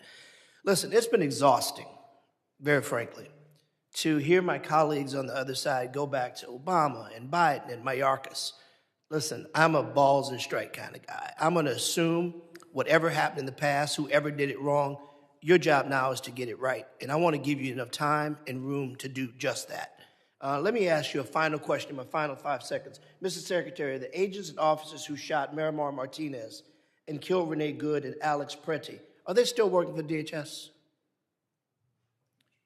I'm not sure. I know one of them's under investigation. The situation's under investigation, but I would assume typically in those situations they put on administrative leave. Once the investigation is complete, there'll be a determination if they stay on the force or not. And you mentioned, thank you, and I appreciate that. And then finally, thank you, Mr. You indicated that you had a zero tolerance for anyone that would violate the rights or safety of your agents. Will you also say on the record that you will also have zero tolerance for anyone who violates the rights of citizens? Gentleman's time's expired. Can he please just answer that? If he wants to answer it in his next second, he can. I think he was shaking his head for the record, so thank you, Mr. Secretary. Listen, I've known the Secretary for a very long time as a man who takes his job very seriously, and I'm sure he will always And I think do the my right comment thing. suggested that I agree with Yep, that. I agree. I now recognize the gentleman from Pennsylvania, Mr. McKenzie, for 5 minutes of questions. Thank you, Chairman, and thank you to Secretary Mullin for joining us today. Appreciate you being here before the committee. I want to start by expressing my appreciation to your department and specifically FEMA for working with our Pennsylvania communities to recover millions of dollars of funding that they were owed from the COVID-19 pandemic. Earlier this year, I led an effort with several of my colleagues in our Pennsylvania delegation to advocate for the release of longstanding public assistance reimbursements that were owed to hospitals and health systems across Pennsylvania. These funds went back to an application that they submitted back in 2021. Ultimately, it ended up being $580 million of previously outstanding public assistance funding, over $103 million in support of hospitals and healthcare networks right in my Lehigh Valley and Pocono district. That funding is critically important. Obviously, it can go into their ongoing operations to keep our community safe and healthy, but that money was held up for years on end. And so I want to thank your department for being so responsive when we sent you that letter. Very quickly, in short order, you and your team were able to get those funds released and coming back to Pennsylvania to help, again, keep our communities safe and healthy. So I want to thank you for that. I can't take all the credit on that. That was a culmination between the Deputy Secretary and Brian Cavanaugh, who brought it to my attention. When we took it to the White House with President Trump, he immediately agreed to get the money out the door. So we went to Russ vote, and the money started flowing. But it was just a matter of bringing it to the president's attention to get it done. Well, we appreciate that because, again, hadn't happened for probably about 5 years that they were owed that funding. So appreciate you being so responsive in getting it out to everybody back in our communities that needs that assistance. To that end, I would like to look forward. What are we going to do to make sure that these types of hangups don't happen going forward with FEMA? So can we talk about fiscal year 26 preparedness grant cycle, how it's being administered, what you're seeing going forward so that hospitals, nonprofits, local governments, first responders, everybody else in our community doesn't experience this type of delay again? Unfortunately, with FEMA, we have an issue with our own bureaucracy. And we have a gentleman right now, Cameron, who has been nominated by the president that hopefully we get confirmed quick. The president is laser focused in FEMA and getting it working and streamlining, making sure the dollars get to the states faster instead of being held up in FEMA like this. And I appreciate that, but it's going to take some time. It's a huge agency. And I told the president when I met with him last week, I said, give me 2 months once I get Cameron in place, and we will start looking at all these systems and seeing how we can streamline it, take care of what we are required by Congress's statute. So statute, what are we required to do and what layers we have built on top of it because of our own bureaucracy, and get it down to mission focus. Thank you, and appreciate your focus on this issue. As you pointed out, these funds are so critically important, and getting them out in an appropriate but also timely fashion is important. So thank you for your focus and work that you're doing on that going forward. I'd like to shift gears. In your opening remarks, you talked about how the Biden administration had lost track of over 100,000 unaccompanied minors, and that you were in part tasked with tracking down and rescuing some of these children who were in really heinous situations, whether it be sex traffic, human traffic, forced labor. Please talk about your ongoing efforts.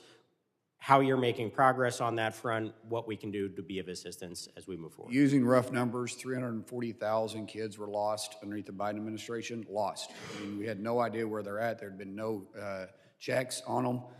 There was, from the time they were released at the state level, excuse me, or from the border to where they'd been, no one had been contacted to say that that was actually where they're at and what they're supposed to be doing. We have now recovered over 120. That could be 140, but I think it's 120,000. And those are the cases that they were where they were supposed to be. Some of them we had moved and we had to track them down.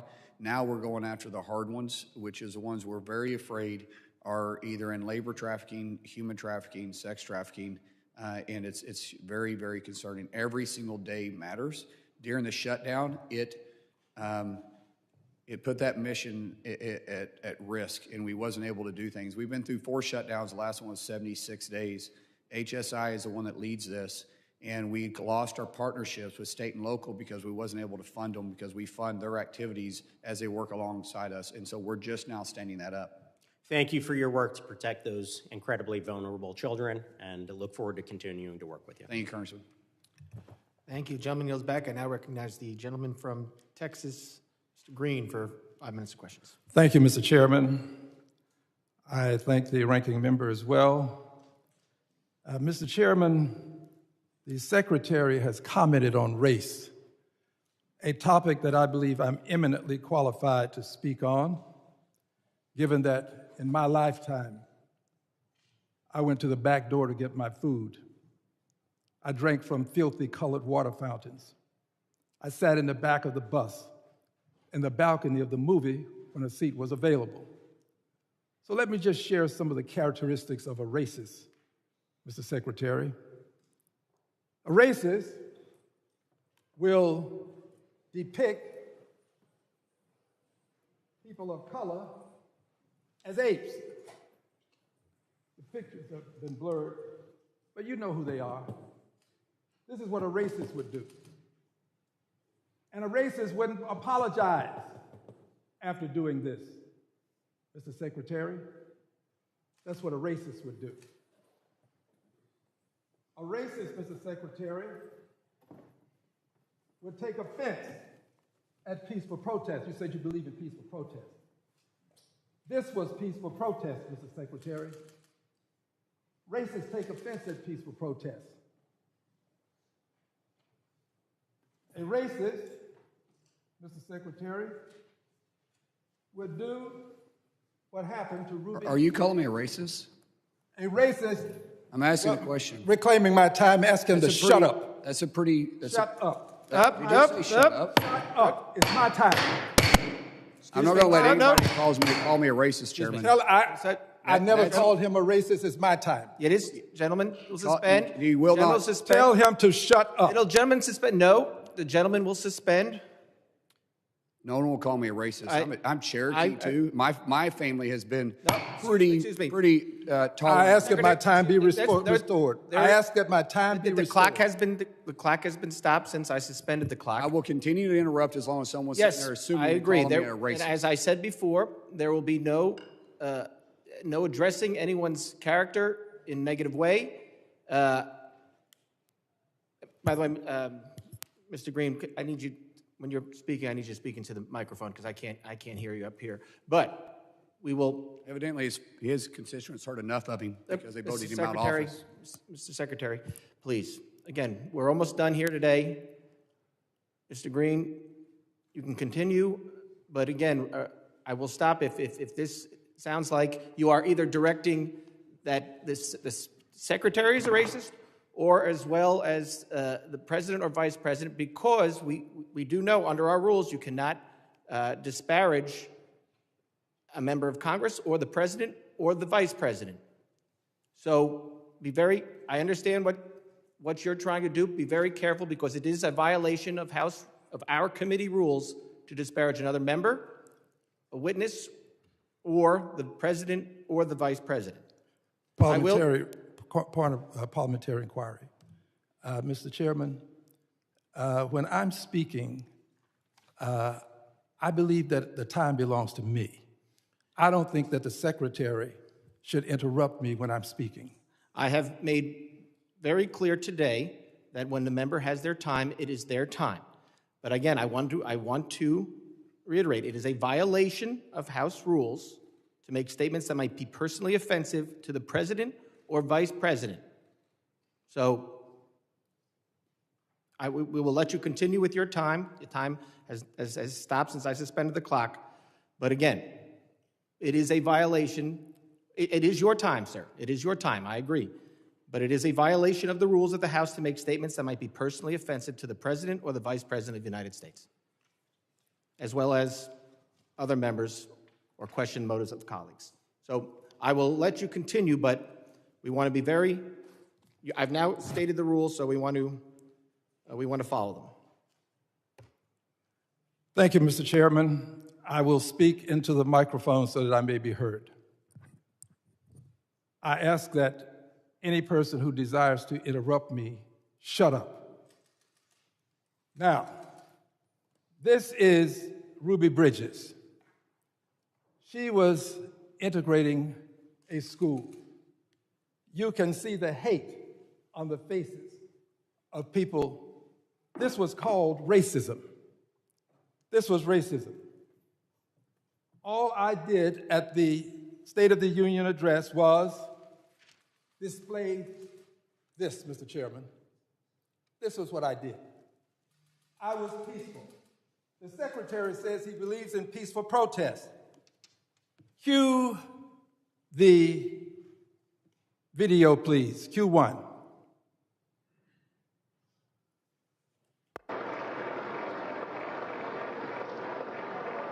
Freeze the frame, please. That, my friends, is the Secretary of Homeland Security.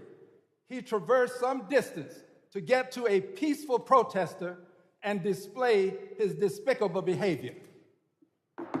Unbought, that's me. Unbossed, unafraid, that's me. And by the way, unelected, yes. Liberated, Democrat.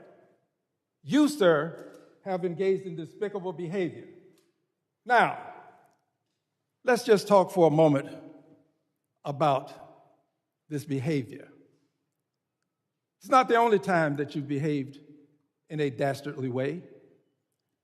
Cue the second video, please. Quit the tough guy act in these Senate hearings. You know where to find me. Any place, anytime, cowboy. Sir, this is a time, this is a place. If you want to run your mouth, we can be two consenting adults. We can finish it here. Okay, that's fine. Perfect. You want to do it now? I'd love to do it right now. Well, stand your butt up then. You stand your butt up. Oh, hold on. Big Oh, guy. stop it. Is that your solution, everybody? Hold it. No, sit down. Sit down. Okay. You know, you're a United States Senator. That was the Secretary of Homeland Security. The Secretary of Homeland Security concerns me because of his behavior as it relates to peaceful protest, as it relates to the way he chose to come over and with force address a peaceful protester. It concerns me because in that department, they have many people of color. I'm concerned about how they will be treated under the leadership of this Secretary of Homeland Security. I do not believe that he is qualified because he doesn't have the temperament to deal with people in a respectful way. I peacefully protested. I would do it again because I know the history of apes and how they have been used to demean people of color. Gentleman's time has expired. I recognize the ranking member for a unanimous consent request. Thank you very much, Mr. Chair. I ask unanimous consent to enter into the record the following. A bulletin from the Colorado Information Analysis Center warning that ICE recruitment materials could motivate white supremacist violence. A report from the Global Project Against Hate and Extremism that DHS continues to post white nationalist content on social media, and an article from the New York Times that DHS hired a social media manager with a history of making white nationalist posts. Without objection, I recognize the gentleman from California for UC request. Thank you, Mr. Chairman. I have unanimous consent to submit for the record article, woman held by ICE for 25 days, despite evidence of citizenship, finally gets a U.S. passport. Without objection. UC request. Recognize the gentleman from Texas for a unanimous consent request. That the posters in an appropriate size be placed in the record, and that a document indicating the percentage of persons of color in Homeland Security be added to the record as well. Without objection. Members of the committee may have some additional questions for the witnesses, and we'd like to ask the witnesses to respond to these in writing. Pursuant to Committee Rule 7E, the hearing record will be held open for 10 days. Without objection, the committee stands adjourned.